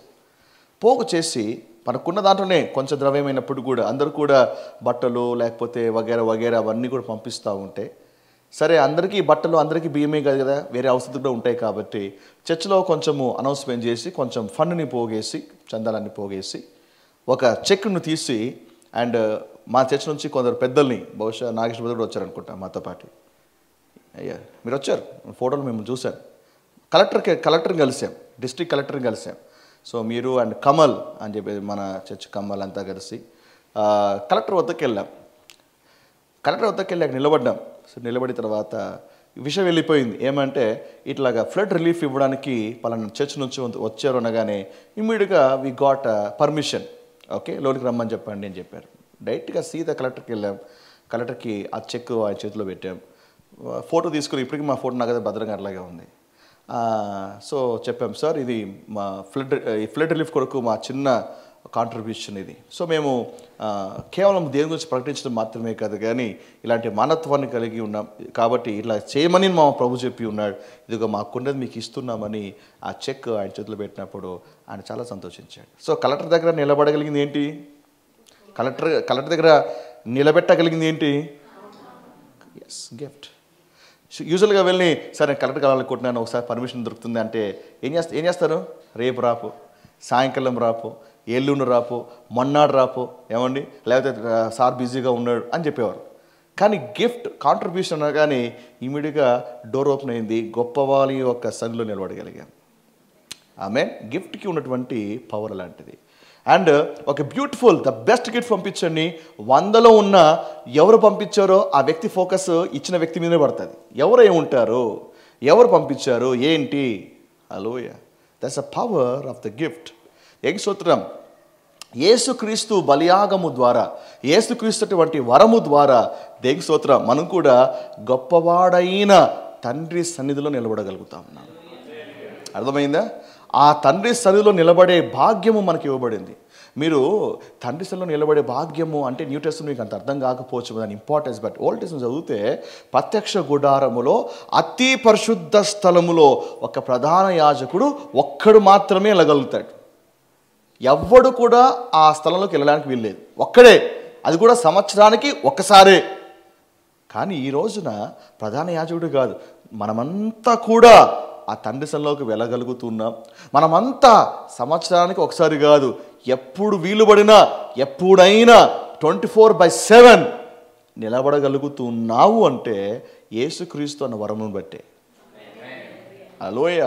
ఆ గిఫ్ట్ బట్టి, చెప్పసఖ్యము కానీ ఆయన వరమును బట్టే ఆ గొప్పవాని సన్నిధిలో నిలబడి అబ్బా తండ్రి అని ఆయన సంబోధిస్తూ ఆయనతో సహవాసము చేయగలుగుతున్నావు, ఆయనతో నువ్వు ఏమని అనుబంధాన్ని కలిగి ఉండగలుగుతున్నావు. ఆ యాక్సెస్ నీకు దొరికింది అంటే because of this unspeakable gift. అది కాబట్టి ప్రైజ్ గాడ్, ఆ గొప్ప వరమును బట్టి మనం దేవుని స్తుతించగలగాలి. హల్లెలూయా. చెప్పైంది ఒకసారి. యేసయ్యా చెప్పన సఖ్యము గాని నీ వరమును బట్టి స్తోత్రం, నీ వరమును బట్టే గొప్పవాడైన దేవుని సన్నిధిలో నిలబడగలుగుతాం. That gift is making you deserved. ఆ బహుమానమే నేను యోగ్యునుగా చేస్తా ఉంది. ఈ యేసు అనే గిఫ్ట్ కాకోకుండా ఏ ద్వారమైనా సరే నువ్వు వెళ్ళే ప్రయత్నం చేస్తే హెవెన్ అసలు నేను గుర్తించడం కూడా గుర్తించదు. ఈరోజు చాలామంది దేవుని చేరుకునే ప్రయత్నం చేస్తూ ఉన్నారు. ఏడో మునుగుతారు, ఏడో పొల్లుతారు, ఏందో ఎక్కుతున్నారు, దేంట్లోనో దూకుతూ ఉన్నారు. They are trying to reach god with their own things. వాళ్ళకి అర్థం కాని విషయం ఏమంటే హెవెన్ ఎప్పుడు రికగ్నైజ్ చేస్తుంది? యేసు అటువంటి ఒక్క వరమును ఉంటేనే హెవెన్ రికగ్నైజ్ చేస్తుంది, లేకపోతే హెవెన్ డోంట్ రికగ్నైజ్. దేనికి స్తోత్రం. తూర్పు దేశపు జ్ఞానం సరైన కానుక ద్వారా యేసు జరుపుకున్నట్టుగా మనం కూడా యేసు అటువంటి కానుక ద్వారా మన తండ్రి సన్నిధానం చేరగలుగుతా ఉన్నాం. ఆమేన్. Praise God. రెండో చూద్దాం. సామెతలు 21వ అధ్యాయము 14వ వచనం. Proverbs 21:14. కానుక చేసేటువంటి ఇంకొక గొప్ప పని ఉంది, గిఫ్ట్ చేసే ఇంకొక గొప్ప పని ఉంది. తీసుకొని చదవండి. చాటున ఇచ్చిన బహుమానము. మనం ఏం చేస్తాము? చాటుని ఇస్తామా? చాటుని మన బహుమానం ఇస్తే ఓపెన్గా డంకి కొట్టుకుంటాం అనమాట, టంకిలు కొట్టుకుంటాం. పలానా వాళ్ళు 116 ఇచ్చారో, పలానా వాళ్ళు ఎన్ని 16 ఇచ్చారో, పలానా వాళ్ళు ఇల్లు ఇచ్చారు, పలానా వాళ్ళు ఇచ్చారు. మనం ఏమైనా ఇస్తే చాటున మాత్రం చేయం. ఇస్తే 10 మంది గుర్తించాలా, ఒక ఫోటోను ఉండాలి, ఒక సెల్ఫీనే ఉండాలి. అందుకే ప్రభు అన్నాడు, వారి ఫలములు వారు పొంది ఉన్నారు. అందుకే నీకు ఇదే కదా కావాల్సింది. అందుకే ప్రభు అంటాడు, నీకు దొరికిపోయింది. హెవెన్కి వెళ్ళిన తర్వాత ప్రభు నేను అది చేశాను ప్రభా, ఇది చేశాను ప్రభా, నా బహుమానం ఎక్కడా అంటే ప్రభు అంటాడు, నీ ఫలం అలా పొందుకున్నావు నాయన. నువ్వు అది కావాలని ఆశించావు, భూలోకంలో నీకు వచ్చేసింది. సో హెవెన్ రికార్డులో ఏముంది? 0. You'll be disappointed. కాబట్టి మనం ఏమన్నా చేసినా కూడా దాని యొక్క ముఖ్య ఉద్దేశం ఏమై ఉండాలి? తెలుసుకోవాలి కాదు, చాటున చేయాలి. ఆమేన్. పౌలు చెప్పండి, చాటుని ఇవ్వాలి, చాటుని ఇవ్వాలి. చాటున ఇచ్చిన బహుమానము కోపము చల్లార్చును. ఎంత కోపంగా ఉన్నా సరే, ఇంట్లో ఒకవేళ మీ భాగస్వామి కొట్లాడి ఉన్నారా, ఎంత కోపంగా ఎంత మాట్లాడినా కూడా ఉపయోగం లేదా, వెళ్ళి ఒక చక్కని గిఫ్ట్ ఇచ్చేసే, అయిపోయింది, కేస్ క్లోజ్ అయిపోయింది. ఎంత చెప్పినా కూడా కాంప్రమైజ్ రావట్లేదా, by a very beautiful gift.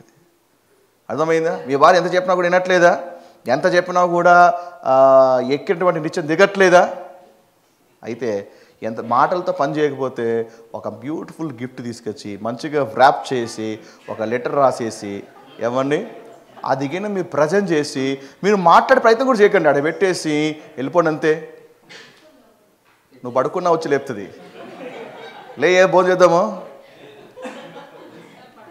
ఏమండి, తీసుకొని గమ్మున ఉంటేనా?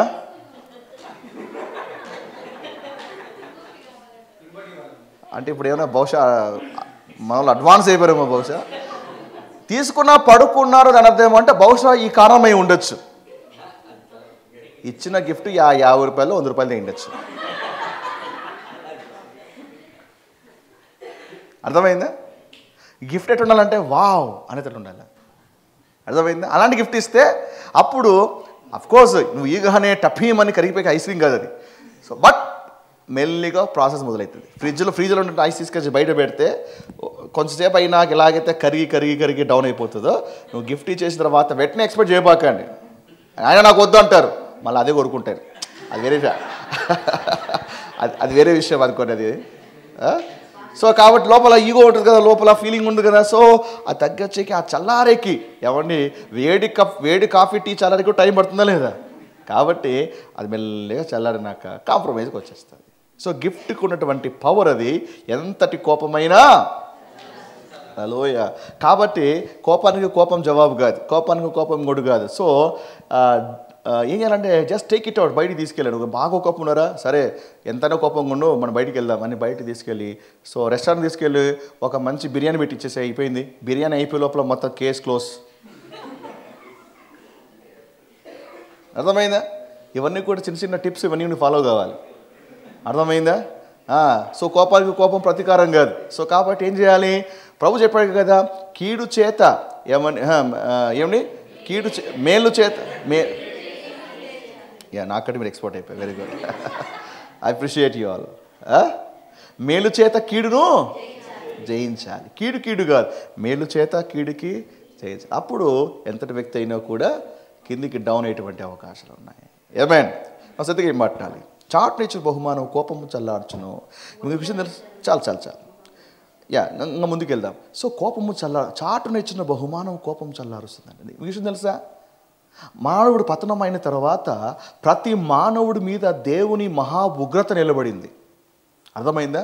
మనము దైవోగ్రతకు పాత్రులమై ఉంటుమి అని పౌలు రాస్తాడు. అలాంటి ఉగ్రత మన మీద, మానవాళి అంతటి మీద ఉన్నటువంటి ఆ ఉగ్రత, దేనికి స్తోత్రం, యేసు క్రీస్తు అనేటువంటి వరము బలియాగమైన తర్వాత, ఆ బహుమానమును తండ్రి చూచిన తర్వాత మానవాళి మీద ఉన్నటువంటి ఆ ఉగ్రత ఏమైతుందో ఆ ఉగ్రత చల్లారిపోయింది. ఇప్పుడు తండ్రి అయిన దేవుడు మనల్ని చూసి అన్ని ఉగ్రుడయ్యేవాడు కాదు. దేవుడు లోకమును ఎంతో ప్రేమించాడు. వై? కారణం ఏంటి? అతడు మనల్ని కాదు, వరాన్ని చూస్తూ ఉన్నాడు. ఆయన ఇచ్చినటువంటి బహుమానం చూస్తున్నాడు. కల్వరి సిలువలో ఆ బహుమానము చూచిన తర్వాత మన అందరి మీద కూడా ఆయనకున్నటువంటి కోపం ఏమైతుందో అది చల్లారిపోయింది. దేనికి స్తోత్రం. అందుకే నువ్వు ఓల్డ్ టెస్ట్మెంట్ లేవు. ఓల్డ్ టెస్ట్మెంట్ ఉండింటే నీ గుడారం ఎప్పుడూ ఎత్తిపోయి ఉండేది.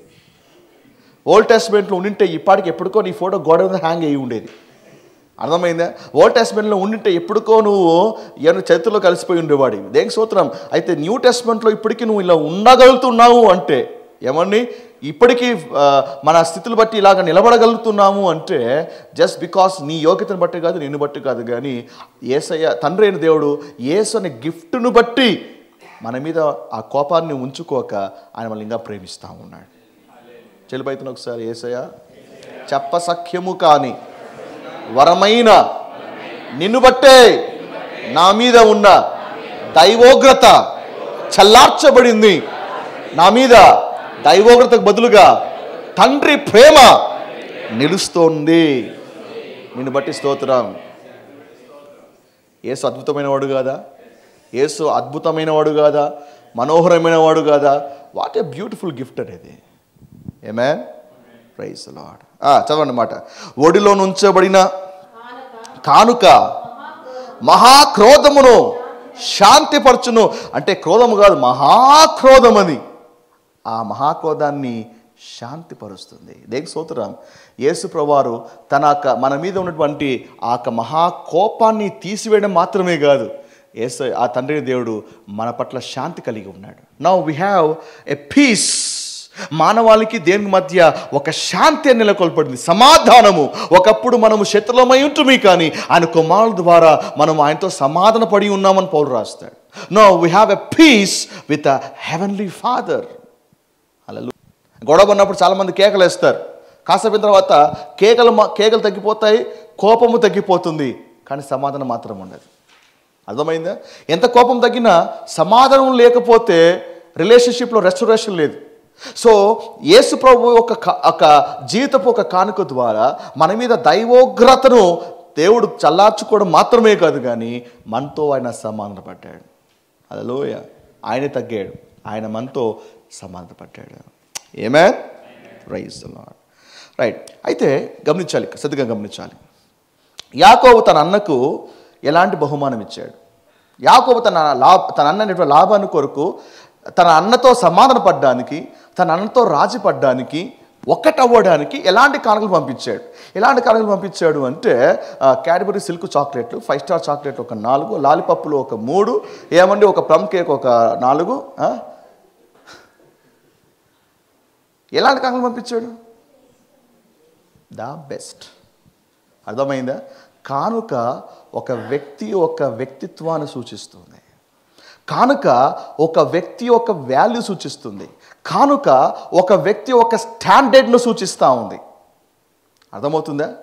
యాకోబు లాబానుకు పంపించినటువంటి కానుకలు ఏమైతే ఉన్నాయో ఈ లేఖన భాగం మీరు ఇంటికి చదవండి డీటెయిల్గా. ద బెస్ట్, శ్రేష్టమైనది పంపించాడు. అర్థమైందా? చాలాసార్లు అనుకుంటాం ఇస్తే కుడి ఎడమో తెలియదు కదా, కుడి చేతికి ఇచ్చింది ఎడమ చేతికి తెలియదు, ఎవరికి తెలియదు కదా, కాబట్టి ఎంతైనా మనము మన చేయిని దులపచ్చు కానుకలు అని. మరి నీకు అర్థం కాని విషయం ఏమంటే నీ కానుక నీ వ్యక్తిత్వాన్ని, నీ విలువను, నీ హుందాతనాన్ని, నీ స్థాయిని సూచిస్తూ ఉంది. Your gift represents you. అందుకే కానుక ఇచ్చేటప్పుడు మనము చిల్లరగా రాల్చాల్సింది. ఇట్ రిప్రజెంట్స్ అస్. మనకు ప్రతిబింబంగా ఉంది అది. మనం ఏంటో కానుక మాట్లాడుతుంది అది. కాబట్టి కానుకను మనం అలసుగా తీసుకోకూడదు. మనం ఇస్తున్నటువంటి కానుక ఏమైతే ఉన్నదో అది మన యొక్క వాల్యూని అది ఎక్స్ప్రెస్ చేస్తూ ఉంది. అందుకే మన లిమిట్లో try to give your best. అర్థమవుతుందా?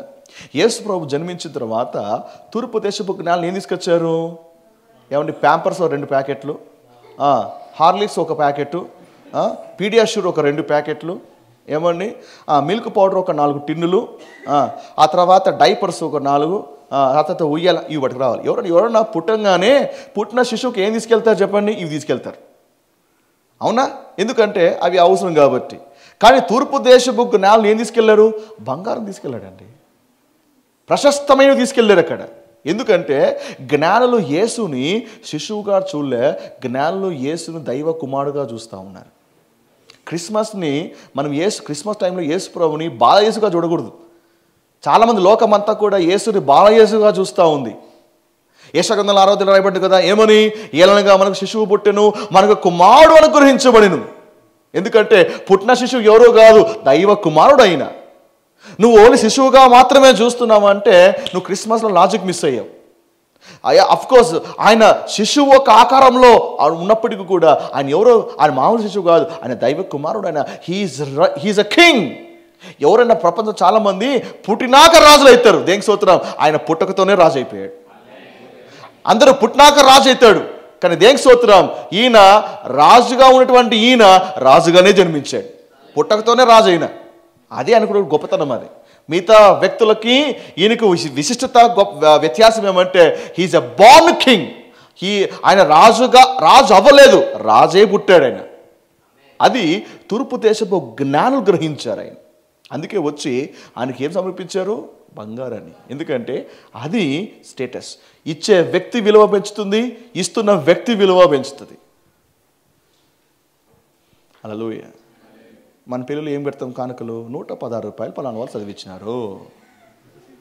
పలానా ఎవరైనా గిఫ్ట్లు వస్తే ఏం కొని పెడతామంటే ఏమన్నా ఇమీడియట్గా వెళ్ళి గిఫ్ట్ అండ్ నాలుగు షాప్కి వెళ్ళి 150 రూపాయలు ప్లేట్ అండ్ సాసర్లు ఏమొస్తాయి, లేకపోతే ఇంకో ఏమన్నా ప్లేట్లు ఏమన్నా వస్తాయా, ఫ్రేమ్ ఒక 400 రూపాయల ఫ్రేమ్ వస్తుందా? తీసుకో. ఇఫ్ దట్ ఈస్ నీ స్థాయి అదే అని నీకు అనిపిస్తే తీసేసుకో, ఇబ్బంది ఏంలే. I'm not against it. But దానికంటే నువ్వు ఇంకా బెస్ట్ చేయగలుగుతావు ఉన్నప్పుడు ఎందుకు కాంప్రమైజ్ కావాలి? 30 ఏళ్ళుగా ఒకటే ఫ్రేమే, 40 ఏళ్ళుగా అదే కప్పు సాసర్లే, 50 ఏళ్ళుగా అదే గిఫ్ట్లే. ఎక్కువ మాట్లాడితే వేరే వాళ్ళు ఇచ్చిన గిఫ్ట్ ఇంకొకటి పెడతాం అంతే. ఇంకెక్కువ మాట్లాడితే ఎందుకు వేస్ట్ అయిపోవాలని? ఎవరో ఇచ్చారు, లేబుల్ వీకేది, ఇంకొక ర్యాప్ చేసేది, ఇంకొక దాన్ని తెలియచేది, ప్రజెంటెడ్ బై అబ్బా గిఫ్ట్ ఇచ్చేసిన. ఆ కార్యక్రమం దాటిపోతే అయిపోయి. ఎందుకంటే పరుగు పోతుంది కదా. నువ్వు పరుగు పోతుంది కదా, నువ్వు గిఫ్ట్ ఇవ్వాల్సిందే. ఇస్తున్నప్పుడు ఆ వ్యక్తి విలువ పెంచాలి, ఇచ్చేటువంటి నీ విలువ కూడా అది పెంచాలి. అలాంటి గిఫ్ట్ను మనం ఇవ్వగలగాలి. హల్లెలూయా. కాబట్టి గిఫ్ట్ ఒక విలువ ఖరీదులో లేదు, అది కూడా గమనించండి. ఖరీదులో లేదు, నీ యొక్క స్థాయి బట్టి ఆధారపడి ఉంటుంది. పేద వివరాలు 2 కాసులు వేసింది, అది బయటికి 2 కాసులు అయినా కూడా యేసు ప్రభు దాన్ని విలువైనదిగా చూశాడు. ఎందుకంటే ఆమె స్థాయికి అది ఎక్కువ. ఇన్ ద సేమ్ వే ఎటువంటి గిఫ్ట్లు ఇస్తున్నప్పుడు మా ఇంట్లో 2 చీరలు ఉన్నాయి, ఒక చీర ఇచ్చేద్దాంలే, 2 షర్ట్లు ఉన్నాయి, ఓ షర్ట్ ఇచ్చేద్దాంలే, అది కూడా టైట్ అయి ఉంటుంది, లేకపోతే ఫిట్ అయి ఉండదు, లేకపోతే నీకు నచ్చదు, లేకపోతే ఎవరో పెట్టింటారనమాట. పైకి నీకోసమే గిఫ్ట్ తీసుకొచ్చినా తెలుసా, నీకోసమే ఇది, నీకోసమే అట్లే ఎత్తి పెట్టినా. చాలామందికి గిఫ్ట్కి ఉన్నటువంటి వాల్యూ అర్థం కావట్లేదు. గిఫ్ట్ అనేది నీ స్థాయి, నీ విలువను పెంచుతుంది. హల్లెలూయా. అందుకే గిఫ్ట్ కార్డు చూసేవాడికి do your best, do your. ఇంకో మాట చెప్పనా, గిఫ్ట్ అన్న పాయింట్ వచ్చింది కాబట్టి మనసులో మాట ఇది. ఓకే, ఇది నా పర్సనల్గా తీసుకోండి. సాధారణంగా గిఫ్ట్ ఏమైనా ఫంక్షన్స్ వచ్చినప్పుడు, లేకపోతే ఏదైనా పార్టీస్, లేకపోతే ఏదైనా ఈవెంట్స్ వచ్చినప్పుడు ఏం చేస్తున్నట్లు అంటే ఏవో గిఫ్ట్ తీసుకొచ్చి ఇచ్చేస్తూ ఉంటారు. అఫ్కోర్స్ మీ ఇంట్లో మిగిలిపోయిన గిఫ్ట్లు కావచ్చు, లేకపోతే ఇంకోటి కావచ్చు. దానికి బదులుగా ఏమండి పెళ్ళి అంటే చెప్పండి, మీరే ఎగ్జాంపుల్. పెళ్ళి అనగానే ఎన్ని కప్పు సాసాలు వస్తాయి చెప్పండి, ఎన్ని ఫ్రేమ్ వస్తాయి చెప్పండి. అంటే అవన్నీ ఇంట్లో పెట్టుకుంటే ఇంట్లో ఉన్న గూట్ల కంటే ఫ్రేమ్లు ఎక్కువైపోతాయి, అవునా కదా? సో ఏమైపోతుంది, ఎందరో ఇస్తున్నారు, దాంట్లో నీది కూడా ఒకటి అయిపోతుంది. నీలాగా నీకంటే వాళ్ళు తెలివైన వాళ్ళు కాబట్టి వాళ్ళు అట్లా వేసి పెట్టుకుని వేరే గిఫ్ట్ ఇచ్చేస్తారు. నీకంటే మహా తెలివైన వాళ్ళు కూడా, అర్థమైందా? దానికంటే నువ్వేం చేయొచ్చు, బెటర్గా ఇస్తే అది ఉపయోగకరంగా ఉండాలి. నువ్వు ఒక 200 రూపాయలు ఏమైనా ఇవ్వాలనుకుంటున్నావా, అదే 200 రూపాయలు వాళ్ళకి ఇచ్చేసి లెట్ దెమ్ బై సంథింగ్. అర్థమైందా? ఒక షర్ట్ కొని పెడతావు మంచిదే, బట్ సెట్ కాకపోతే ఉపయోగం లేదు. అర్థమైందా? Let them by, bless someone, bless with someone. ఇస్తే శ్రేష్టమైంది, లేకుండా నేను నీ లిమిట్ అది ఇవ్వగలిగితే at least they will add something to it and they will buy the best one. మొత్తానికి ఏంటంటే నువ్వు ఇచ్చేది ఏమన్నా చార్మినారా లైఫ్లో నిలబడిపోవడానికి, నువ్వు ఇచ్చేది ఏమన్నా Taj Mahal no. We always try to ఏమంటే ఇది ఇస్తే అట్లా నిలబడిపోవాలా అన్న. నీకున్న దాంట్లో నువ్వు ఇవ్వగలిగితే వాళ్ళు ఇంకా యాడ్ చేసుకుని లేద్దాం బై. అది నీవు ఇచ్చేది వాళ్ళకి వస్తువుగా ఉంటుందా ఇంకోటి ఉందా, అది వాళ్ళకి ఉపయోగకరంగా ఉంటే అది ఆశీర్వాదం. అది హల్లెలూయ. అర్థమవుతుందా? మన పార్లమెంట్లో బిల్ కూడా అంత పాస్ కావు, గిఫ్ట్లు అట్లా పాస్ అయిపోతా ఉంటాయి, ఒక ఇంటి నుంచి ఒక ఇంటికి వెళ్ళిపోతా ఉంటాయి. 4 ఏళ్ళు 5 ఏళ్ళు 6 ఏళ్ళు దాటి వెళ్ళిపోతూ ఉంటాయి. హల్లెలూయ. సో గిఫ్ట్ అనేది ఏంటంటే it is very valuable. So యాకోబు ఏమి ఇచ్చాడు లాభానికి? ఏమని తమ్ముడు అన్నకి ఏమిచ్చాడు గిఫ్ట్? తమ్ముడు అన్నకి ఏమిచ్చాడు గిఫ్ట్? శ్రేష్టమైంది ఇచ్చాడు. ఏమంటే మీలలో గిఫ్ట్లు ఇచ్చిన అలవాటు ఉందా?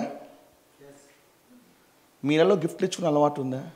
లేకపోతే దరిద్రం, అది వేస్ట్. మీరు ఇంట్లో వాళ్ళకి గిఫ్ట్లు, పక్కనోడికి గిఫ్ట్లు ఇస్తాం, ఇంట్లో బర్త్డే అయితే గిఫ్ట్ ఇస్తున్నామా? ఇంట్లో వాళ్ళ మదర్స్ కానీ ఫాదర్స్ కానీ బర్త్డే జరిగినప్పుడు, కుమార్తె బర్త్డే కానీ కుమారుడు బర్త్డే కానీ వాళ్ళ మ్యారేజ్ డేస్ కానీ వచ్చినప్పుడు ఏమండి బయట వాళ్ళకంటే గిఫ్ట్లు ఇస్తున్నప్పుడు ఇంట్లో వాళ్ళకి గిఫ్ట్లు ఇవ్వలేకపోవడం ఏంటి? అంటే ఎక్కడో మనము కొన్ని విషయాలు మనం మిస్ అయిపోతున్నాం. మనము బయట వాళ్ళకి ఇచ్చినటువంటి గిఫ్ట్ వాళ్ళకి ఇస్తూ సంతోషపడుతున్నాం, కానీ మన ఇంట్లో వాళ్ళు ముందుగానే వాళ్ళ ఈవెంట్స్ వస్తున్నప్పుడు ముందుగానే మనకున్న లిమిట్లో ఒక మంచి గిఫ్ట్. మా ఇంట్లో కూడా ఒక ఇది ఉందన్నమాట. మ్యారేజ్ డేస్ వచ్చినప్పుడు మా ఇంట్లో కూడా వి గిఫ్ట్ ఇచ్చేదారు. మా పేరెంట్స్ కూడా దానికి సాక్ష్యం. వి గిఫ్ట్ ఇచ్చేదారు. వాళ్ళ మ్యారేజ్ డేకి వి బ్లెస్ అండ్ మా మ్యారేజ్ డేకి దే విల్ బ్లెస్. ఏమవుతున్నట్లంటే అది ఒక కుటుంబంలో ఉన్నటువంటి రిలేషన్ని ఇది ఇంకా బలపరుస్తుంది. అఫ్కోర్స్ మన మధ్య ఏంటంటే గిఫ్ట్లు అని అనొచ్చేమో కానీ, బట్ గిఫ్ట్కున్న పౌరుని తెలుసా, రిలేషన్ని ఇంకా బలపరుస్తుంది. నీకు నాకేంటి గిఫ్ట్ అదే అంటాం, ఇవ్వకపోతే వాటి నాకు ₹1 కూడా ఇల్లు అంటాం, అది కూడా అంటాం. ఇచ్చేకొస్తే నీకు నాకేంట్రా అంటాం, లేకుంటే నీకు నాకేంటి అంటాం. ఇవ్వకపోతే వాడు నాకు ఒక కప్పు కాఫీ కూడా ఇయ్యలే, ఆమె నాకు ఇంట్లోకి వస్తే కలిసి ఒక ప్లేట్ కూడా, ఒక గాజు ప్లేట్ కూడా ఇయ్యలే. So people are no. So కాబట్టి నాకు ఆలోచన ఏమంటే మీ ఇంట్లో వాళ్ళని బ్లెస్ చేయడం నేర్చుకోనండి. మీ ఇంట్లో వాళ్ళని it will strengthen the relationships. Amen వివాహమైనా కాకపోయినా ఎంతటి వారైనా ఇలాగైనా సరే seek some opportunity and bless them. మీరు దీవించకపోవడం వల్లే వాళ్ళు కూడా దీవించాల సంగతి వాళ్ళకి అర్థం కావట్లేదు. వాళ్ళ వివాహమైనాక వాళ్ళు అదే కొనసాగుతున్నారు. సో ఈవెన్ మనం ఎక్కడో ఒక స్టేజ్లో మనం మొదలు పెడితే బ్లెస్సింగ్ అనేది ఎలా బ్లెస్ చేయాలో మనం నేర్పిస్తే వాళ్ళు కూడా అలాగే ముందుకి కొనసాగిస్తారు. హల్లెలూయా. మా పిల్లలు అంతే. ఎప్పుడైనా సరే నేను ఎప్పుడు మీటింగ్స్ నుంచి రాగానే మా 2 పిల్లలు కూడా లెటర్తో రెడీగా ఉంటారు. వాళ్ళే ఒక వైట్ పేపర్ తీసుకుంటారు, మొత్తం అంతా మీకు అవకాశం నన్ను అడగని చూపిస్తా, ఫోటో చూపిస్తారు. వైట్ పేపర్ తీసుకుంటారు, క్రేయాన్లు తీసుకుంటారు, లెటర్ రాస్తారు, మంచి బొమ్మ గీసేస్తారు. I love you papa, you are my role model, అది ఇది అని రాసేస్తారు. పెయింటింగ్ వేస్తారు, స్కెచ్ పెన్ వేస్తారు, ఆ పేపర్ రోల్ చేస్తారు. వాళ్ళకున్న దాంట్లో ఏం తెలుసా, పెన్సిల్స్ ఉంటాయి. ఆ పెన్సిల్ని ఫ్లాగ్గా చేసేస్తారన్నమాట. ఫ్లాగ్గా చేసి దాంట్లో 2 చాక్లెట్లు పెట్టేసి ఎప్పుడు మీటింగ్స్ నుంచి నేను రాగానే ఆ 2 కంపల్సరీగా వెయిట్ చేస్తా ఉంటాయి. Yes, and they are learning something. ఏంటి ఇవ్వాలి అనేది వాళ్ళు నేర్చుకుంటా ఉన్నారు. సర్ప్రైజ్ ఇవ్వాలి, ఇలా చేయాలి. They are learning and they doing. మా బర్త్డేస్ వచ్చినా, మా మ్యారేజ్ డేస్ వచ్చినా they do the same thing. ఎందుకు? మేము అది చేస్తున్నాము కాబట్టి వాళ్ళు కూడా అదే చేస్తూ ఉన్నారు. And Dil continue. ఈవెన్ వాళ్ళు పెద్దగా వివాహమై ఇంకో వేరే ఫ్యామిలీ కలిగి ఉన్నప్పటికీ కూడా it will continue and the relation continue. అన్న చెల్లెలకి ఇస్తూ ఉంటే రిలేషన్ ఎంత బాగుంటుంది, అండ్ అక్క కూడా తమ్ముడికి ఇస్తే ఎంత బాగుంటుంది. వాళ్ళ వివాహాలు అయినప్పుడు కూడా వాళ్ళిద్దరినీ కూడా కలిపేటువంటి ఒక మీడియం, ఒక ఇదేంటంటే ఇట్ ఈస్ గిఫ్ట్. మన ఇళ్ళలో ఏం చేస్తాము, తమ్ముడికి పెళ్ళి అయిందా, పెళ్ళికి మాత్రమే గిఫ్టింగ్, అంత సంబంధం లేదు, నీకు నాకు సంబంధం లే.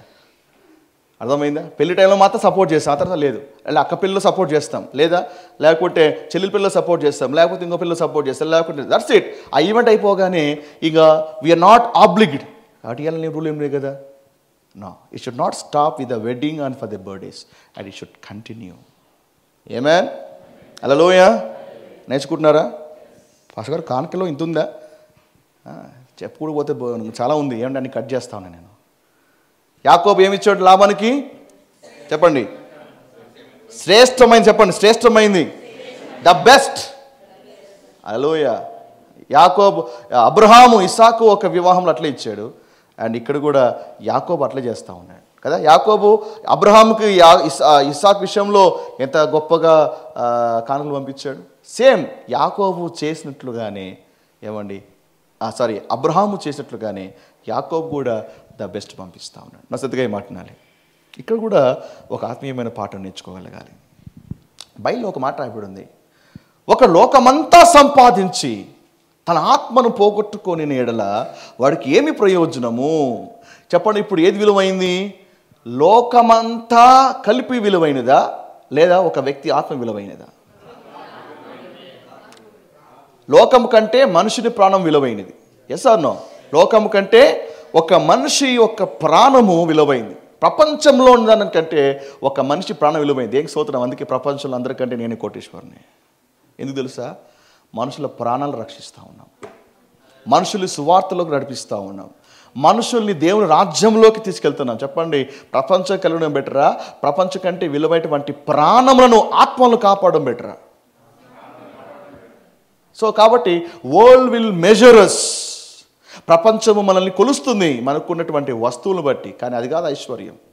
నిజమైనటువంటి విలువైనది ఏం తెలుసా? ప్రపంచమంతా ఒక తూకెట్లోకి వేసి ఒక వ్యక్తి ప్రాణం ఒక తూకెట్లోకి వేస్తే ఒక వ్యక్తి ప్రాణమే ఎక్కువగా బరువుగా ఉంటుంది. ఆమేన్. సో కాబట్టి లోకం కంటే ప్రాణం విలువైందా? సత్యగాలి. లోకం కంటే ఒక మనుషుని ప్రాణం విలువైంది అయితే మనుషుని ప్రాణము కంటే యేసు ప్రాణం ఇంకా విలువైనది. అర్థమైందా? యేసు నీకేమిచ్చాడో తెలుసా? తన సొంత ప్రాణమే నీకోసం ధారపోసాడు. లాభాను శ్రేష్టమైంది ఇచ్చాడు, యాకోబు శ్రేష్టమైంది ఇచ్చాడు లాభానికి. లోకం కంటే గొప్పది ప్రాణము, ప్రాణం కంటే గొప్పది యేసయ్య ప్రాణము. అలాంటి ప్రాణమే యేసు ప్రభువారు నీకోసమే ధారపోసాడు. He gave the best for you, he gave the best. అనేక ఇతర దేవతలు అనేబడే వాళ్ళు మీకు అనేక వరాలు ఇస్తారేమో కానీ తమ ప్రాణము మీకు ఇవ్వలేరు. ఎందుకంటే ప్రాణం అన్నిటికంటే విలువైంది. వాళ్ళు వరాలు ఇస్తారు, వాళ్ళ ప్రకారంగా కోరుకో భక్త, నీకు ఏమి కావాలి, నాకు ఇది కావాలైనా తదాస్తు అనగానే వచ్చేస్తాను. నా యేసు అలాంటాడు కాదు, వరాలు కాదు, తన ప్రాణమే ఇచ్చినవాడు నా యేసు. తన ప్రాణమే దారపోసిన వాడు యేసు. పానార్పణముగా నా యేసు తన ప్రాణమే నా కోసం దారపోసింది. అలా చేసి నేను ఎంత అమూల్యమైన వాడినో ఆయన నా పట్ల ఎంత ప్రేమ కలిగిన వాడో రుజువు చేసుకున్నాడు. కాబట్టి యాకోబు విలువైందిగా సమర్పించినట్లుగా నా యేసయ్య విలువైనది. ఆయన మన విమోచన కొరకు లక్షలు ఇచ్చిండొచ్చు, మన విమోచన కొరకు ఏమన్నీ కోట్లు ఇచ్చిండొచ్చు, కానీ ఎన్ని కోట్లు వేసినా తక్కిట్లో త్రాసులో అవన్నీ తెలిపోతాయి. మానవుని యొక్క విమోచన క్రయధనము చాలా గొప్పది. ప్రపంచం అంతా కూడా వేసినా కూడా ఒక్క ఆత్మ రక్షించలేదు. ప్రపంచంలోని ఆస్తి అంతటితో కలిపిన ఒక్క వ్యక్తి ఆత్మను కూడా మనం విమోచించలేము. అంత ప్రైస్లెస్. అందుకే యేసు ఆలోచించాడు, ఈ మానవాని విమోచనకి లోకం ఆస్తి కాదు, దానికంటే విలువైంది ఏంటి? నా ప్రాణమే దారపోస్తాను అని ప్రాణము దారపోసి త్రాసులో తూస్తే దేనికి స్తోత్రం, యేసయ్య తన విలువైనటువంటి ప్రాణము బరువైంది. Hallelujah. And he won our souls. మన ప్రాణములన్నింటినీ, మన ఆత్మలన్నింటినీ కూడా ఆయన రక్షించగలిగాడు. ఆమేన్. నా యేసయ్య నాకు శ్రేష్టమైనది ఇచ్చాడు, యేసయ్య నా కోసం ప్రాణమే పెట్టి ఉన్నాడు. ఆమేన్. దాన్ని బట్టి అర్థమవుతుంది మనల్ని ఎంతగా యేసు ప్రేమిస్తున్నాడు అనేది. ఆమేన్. హల్లెలూయా. నిజమైన ప్రేమను తెలుసా? నిజమైనటువంటి ప్రేమను తెలుసా? దాని కొరకు ఎంతైనా నష్టపోవడం. కానీ రిలేషన్షిప్లో ఉన్నావు కానీ you are not sacrificing anything అంటే దట్స్ నాట్ ఏ రిలేషన్షిప్. అది ఒక అనుబంధం కాదు, అది ఒక రిలేషన్షిప్ కాదు. ఆ రిలేషన్ కొరకు ఎంతైనా నష్టపోవడానికి రెడీగా ఉండాలి, ఎంతవరకైనా సరే, ఎంతటి మూల్యమైనా సరే. But if you are not willing to pay the price, then నీకు రిలేషన్షిప్లో అంత వాల్యూ లేదు, నువ్వు అంత విలువ ఇవ్వట్లేదు. అందుకే ఈరోజు మరి చాలామంది అలా ఇవ్వలేకపోతున్నారు కాబట్టి they are losing people in their lives. ఆమేన్. సో యాకోబు ఇచ్చిన కానుక గొప్పదా? మన యేసయ్య ఇచ్చిన కానుక అంతకంటే చేపైతే ఒకసారి చెప్పసక్యం. కానీ నీ జీవితం అనే కానుక లోకంలో అన్నిటికంటే విలువైనది. యేసయ్య నీ కానుక అంతకంటే విలువైనది. ఆయనేమో అంతిస్తున్నాడు, మనం రాగా నాకు ఇవ్వాలంటే మాత్రము జోబులను తరుముకొని ఎక్కడ చిల్లర ఉంది, ఎక్కడ కాయిన్స్ ఉన్నాయి, ఎక్కడ పర్సుది కానీ ఎక్కడ చిన్న నోటు ఉంది అది చెప్తుందండి. మన మన మన హార్ట్ దేవుని రాజ్యం పట్ల, దేవుని పట్ల మన హార్ట్ ఏందో బయలుపరుస్తుంది. అర్థమైందా? Our offering will decide our heart. అందుకే మనకున్న లిమిట్స్లో we have to give the best. ఎందుకంటే ఆయన ప్రాణము ముందర ఈ ప్రపంచాన్ని అలెగ్జాండర్ గ్రేట్ లాగా ప్రపంచం అంతా జయించని ముందు పెట్టినా కూడా ఇంకా తక్కువే. Amen. Hallelujah. Right, let's go forward. ఈ కానుకను యాకోబు ఎప్పుడు పంపించాడు?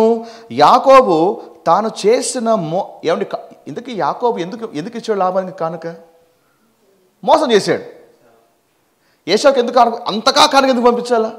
అంతగా ఎందుకు గిఫ్ట్లు పంపించాలా? ఎందుకంటే వాడు తప్పు చేశాడు కాబట్టి, మోసం చేశాడు కాబట్టి, తాను చేసినటువంటి మోసానికి ప్రతిగా ఆ కానుకని ఇస్తున్నాడు ఏశావుకి. ఆమేన్. హల్లెలూయా. సతిగా మాట్లాడాలి. యెషయా 53వ అధ్యాయంలో రాయబడి ఉంది ఏమని? మన అతిక్రమ క్రియలు బట్టి అతడు గాయపరచబడను. ఎందుకు తెలుసా? ఎందుకు యేసు అని కానుక సమర్పించబడ్డాడు? ఎందుకంటే నీవు నేను మోసం చేశాం, నీవు నేను పాపం చేశాం, నీవు నేను దారి తొలగాం. మన అతిక్రమములను బట్టే యేసు ప్రభువారు గాయపరచబడ్డాడు. యాకోబు ఒక మోసము బట్టి, యాకోబు తాను చేసిన మోసానికి గాను కానుకిచ్చాడు. లేక స్తోత్రం. మనము మోసం చేసి మనం పాపము చేసాం కాబట్టి మనకు ప్రతిగా యేసుటువంటి కానుక అనుగ్రహించబడ్డాడు. మనకు స్థానంలో మనకు బదులుగా యేసుటువంటి ఒక గొప్ప బహుమానము ఈ లోకానికి ఇవ్వబడ్డాడు. Why gift? బికాస్ యాకోబు తప్పు చేశాడు. ఎందుకు యేసు లోకానికి? ఎందుకంటే యేసు ఎందుకు లోకానికి వచ్చాడు? ఆయన కోసం కాదు. నీవు నేను దారి తొలగాము కాబట్టి. యాకోబు వలె మనము మోసం చేసాము, దారి తొలగాము, పాపము చేశాము, మనం కూడా ఎన్నో విషయాలు చేసాము కాబట్టి మనకు ప్రతిగా కూడా ఆ యేసు అనే కానుక కలువరి శిలువలో అప్పగించబడింది. హల్లెలూయా. అండ్ యాకోబు పంపిన కానుక చదువుకైనాలి. అంటే ఇక్కడ యాకోబు ఉన్నాడు, దూర ప్రాంతంలో ఏశావు ఉన్నాడు. ఇద్దరికి మధ్యలో ఏం నడుస్తూ ఉంది? కానుక నడుస్తూ ఉంది. యాకోబు ఇక్కడ ఉన్నాడు, కానుకలు వెళ్తున్నాయి. ఆ పక్కన ఏశావు ఉన్నాడు. అంటే ఏశావుకు యాకోబు మధ్య ఏముంది? కానుక ఉంది. దేనికి స్తోత్రం. తండ్రి అయిన దేవునికి నీకు మధ్య అద్భుతమైన యేసు అనే కానుక ఉన్నాడు. హల్లెలూయా. యేసు అనే మధ్యవర్తి ఉన్నాడు. యేసు అటువంటి చెప్పసక్యము కాని ఒక వరము నీకు తండ్రికి మధ్య ఎప్పటికీ ఉంది కాబట్టి నీవు నేను అంగీకరించబడతా ఉన్నాను. హల్లెలూయా. అందుకే యేసు నిల్చోడు, యేసు కానుకని. ఇంట్లో భార్య కొట్లాడినప్పుడు భర్త మంచి గిఫ్ట్ ఇచ్చాడు అనుకోండి, భర్త మీద ఎప్పుడైనా కోపం వస్తే భార్యకి, భర్త చూడే గిఫ్ట్ ఇంతగానే గిఫ్ట్ ఇస్తే ఏంది నువ్వు చేసేది అంటే ఆ గిఫ్ట్ చూడగానే అంటే ఏమైపోతుంది? భర్తకి భార్యకి మధ్య ఏముంది? సో వెన్ ఎవర్ ఆ గిఫ్ట్ చూడగానే అవన్నీ కూడా ఇంకా తొలగిపోతాయి. ఇది సేమ్ వే తండ్రికి నీకు మధ్య ఏముంది? యేసుక్రీస్తు అటువంటి ఒక ఆ చెప్పసఖ్యము కానీ ఆ వరం అన్స్పీకబుల్ గిఫ్ట్ అనేది ఉంది కాబట్టే ఆ గిఫ్ట్ ఇద్దరిని కూడా ఒకటిగా చేస్తూ ఉంది. ఆమేన్. Praise the Lord. 6వది, ఈ యాకోబు ఎప్పుడు పంపించాడు కానుక? స్వయంగా వెళ్ళాడా లేకపోతే ముందే పంపిస్తున్నాడా? ఇటు చెప్పండి. ఎప్పుడు పంపించాడు? ముందే పంపిస్తూ ఉన్నాడు. అంటే మొదట కానుక పోయింది, ఆ తర్వాత యాకోబు వెళ్ళే లోపల సీన్ అంతా సెట్ అయిపోయింది. హ్యాపీగా రాజీ పడ్డారు. ఇద్దరు కూడా రాజీ పత్రాల్లో సంతకాలు పెట్టేశారు, నువ్వు నేను బాయరా అని. అర్థమైందా? సో కాబట్టి యాకోబు కంటే ముందే కానుక పోయింది. దేనికి స్తోత్రం. మనకంటే ముందే కానుక పరలోక రాజ్యానికి చేరింది. మనకంటే ముందే వెళ్ళిపోయింది. హెబ్రీ 6వ అధ్యాయము 20వ వచనం రాయబడింది కదా, యేసు మనకంటే ముందుగా మన పక్షముగా ఆ తెరలో ప్రవేశించెను. యేసయ్య మనకంటే ముందు వెళ్ళాడు. ఆ చెప్పసఖ్యము కాని వరము మనకంటే ముందే పరలోక రాజ్యముకు చేర్చబడింది. ఎందుకంటే మనము తండ్రి అయిన దేవుని చేరుకునే కంటే ముందుగా, తండ్రి అయిన దేవునికి మనము ఆయన ముందుగా మనము ప్రత్యక్షం కాయే కంటే ముందుగా మన పెద్దన్న యేసన్న ఆయన పరలోకంలో చేర్చబడ్డాడు. మనం వెళ్ళే లోపల ఆయన అన్ని సెట్ చేసేసి ఉంటాడు. అందుకే హెవెన్కి అడుగు పెట్టగానే ఫాదర్ కూడా అంటాడు, వెల్కమ్ మై చిల్డ్రన్. వై? ఎందుకంటే మనకంటే గిఫ్ట్ వెళ్ళిపోయింది కాబట్టి. హల్లెలూయా. హెబ్రీ 9వ అధ్యాయము 24వ వచనంలో రాయబడింది కదా, ఏమని? ఇప్పుడు మన కొరకు దేవుని సముఖమందు కనపడుటకు పరలోకమందే ప్రవేశించును. మనందరికంటే ఆ వరము పరలోకంలోకి ప్రవేశించింది. చెప్పండి, యేసయ్య చెప్పసఖ్యము కానీ చెప్పన సఖ్యము కానీ వరమైన నీవు నాకంటే ముందు వెళ్ళావు. తండ్రి సన్నిధానంలోకి నాకంటే ముందు వెళ్ళావు. తద్వారా నేను వచ్చినప్పుడు సమాధానమే. Is it amazing? Hallelujah, hallelujah, praise the Lord. Right. 7వది, కానుకలు పంపిన తర్వాత యాకోబు ఏశావును ఏమ సంబోధిస్తున్నాడు? ప్రభువా అని సంబోధిస్తున్నాడు. మరియు నీ సేవకుడైన నన్ను కటాక్షింపుము అంటున్నాడు. ఏమన్నాడు? నేను సేవకుడిని, నన్ను కటాక్షించు. గిఫ్ట్ పంపించాడు. గిఫ్ట్ పంపించిన తర్వాత యాకోబు అంటున్నాడు, నేను సేవకుడిని, నన్ను కటాక్షించు.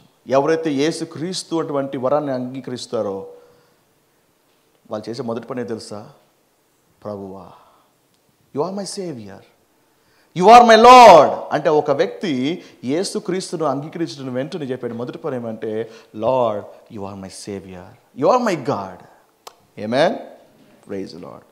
నా సతిగా మాట్లాడాలి. అండ్ ఏమన్నాడు? నేను ముందుగా పంపుచున్న కానుకల వల్ల అతని సమాధాన పరిచిన తర్వాత నేను అతని ముఖము చూచెదను. నా కానుక పంపించిన తర్వాత అప్పుడు అతని ముఖం చూస్తాను. పంపించిన తర్వాత, కానుకలు పంపించిన తర్వాత అతని సమాధాన పరిచిన తర్వాత అతని ముఖం చూస్తాను. అంటే యాకోబు మనసులో ఏముందంటే, మరి ఒకవేళ నేను 20 ఏళ్ళు అయిపోయింది కదా, అప్పుడు అన్న మాట ఇచ్చాడు. ఏమని? ఖచ్చితంగా యాకోబుని లేపేస్తానన్నాడు.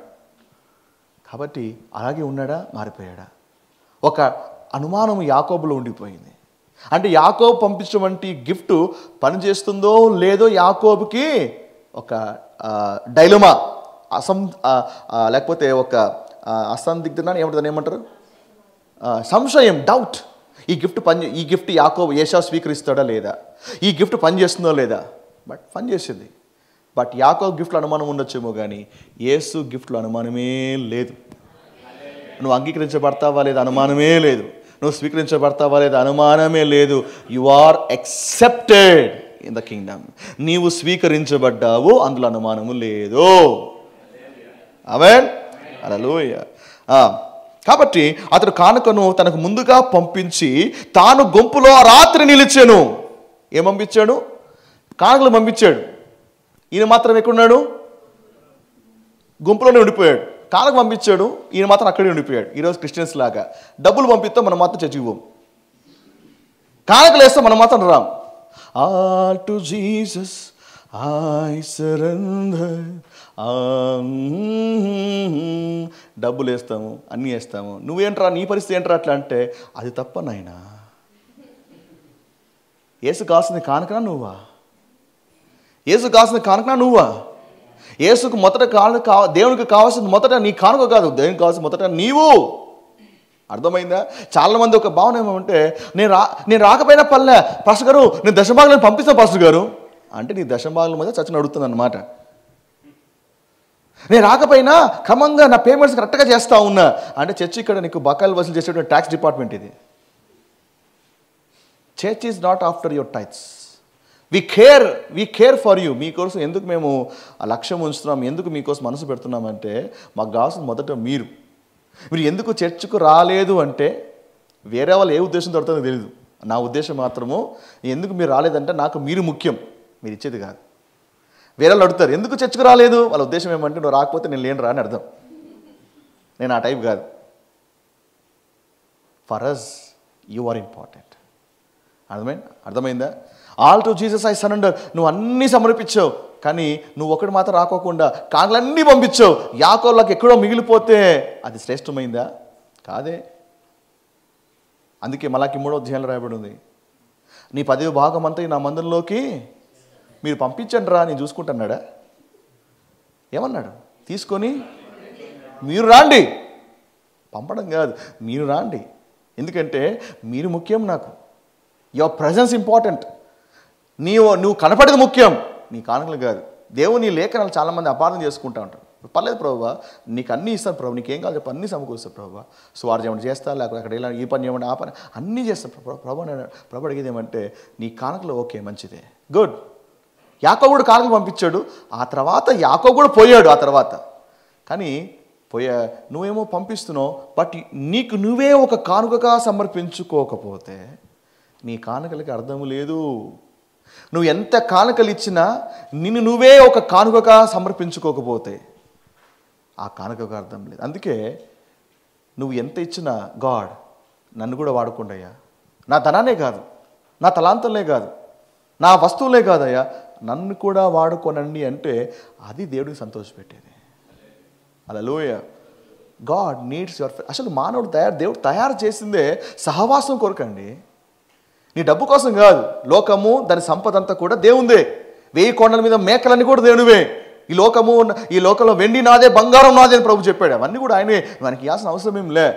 అసలు నువ్వు ఎందుకు తయారు చేయబడ్డావు? ఫర్ ఫెలోషిప్, సహవాసం కొరకే తయారు చేయబడ్డావు. కానీ నువ్వు అదే ఇవ్వకపోతే దేవునికి, నువ్వు తక్కినది ఏది ఇచ్చినా కూడా ఉపయోగం లేదే.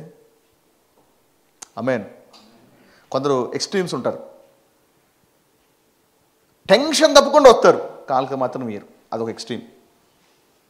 ఇంకో ఎక్స్ట్రీమ్ ఉంది, ఎంతకాలం తెస్తారు, వీళ్ళు మాత్రం రారు, ఇదొక ఎక్స్ట్రీమ్. ఎన్నిసార్లు మీటింగ్లు పెట్టినా వస్తారు, ఎక్కడైనా చేస్తారు, జోలోంచి మాత్రం పర్సు తీరు, ఇదొక ఎక్స్ట్రీమ్. ఈ ఎక్స్ట్రీమ్ ఏంటి? మీరు చెప్పండి పాస్ గారు, సభలకు ఎంత కావాలా, మీటింగ్కి ఎంత కావాలా, అన్నీ ఇస్తారు, వస్తారా?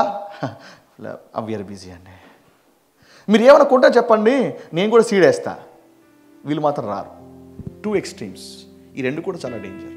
మన బ్యాలెన్స్గా లేకపోతే we lose the blessings. Amen. So కాబట్టి సమయం అయిపోయింది కాబట్టి ఇదంతా మనం ముగించేద్దాం. నెక్స్ట్ వీక్ యాకోబు ఏం చేశాడు అనే విషయాన్ని నెక్స్ట్ వీక్ మనం చూడబోతున్నాం.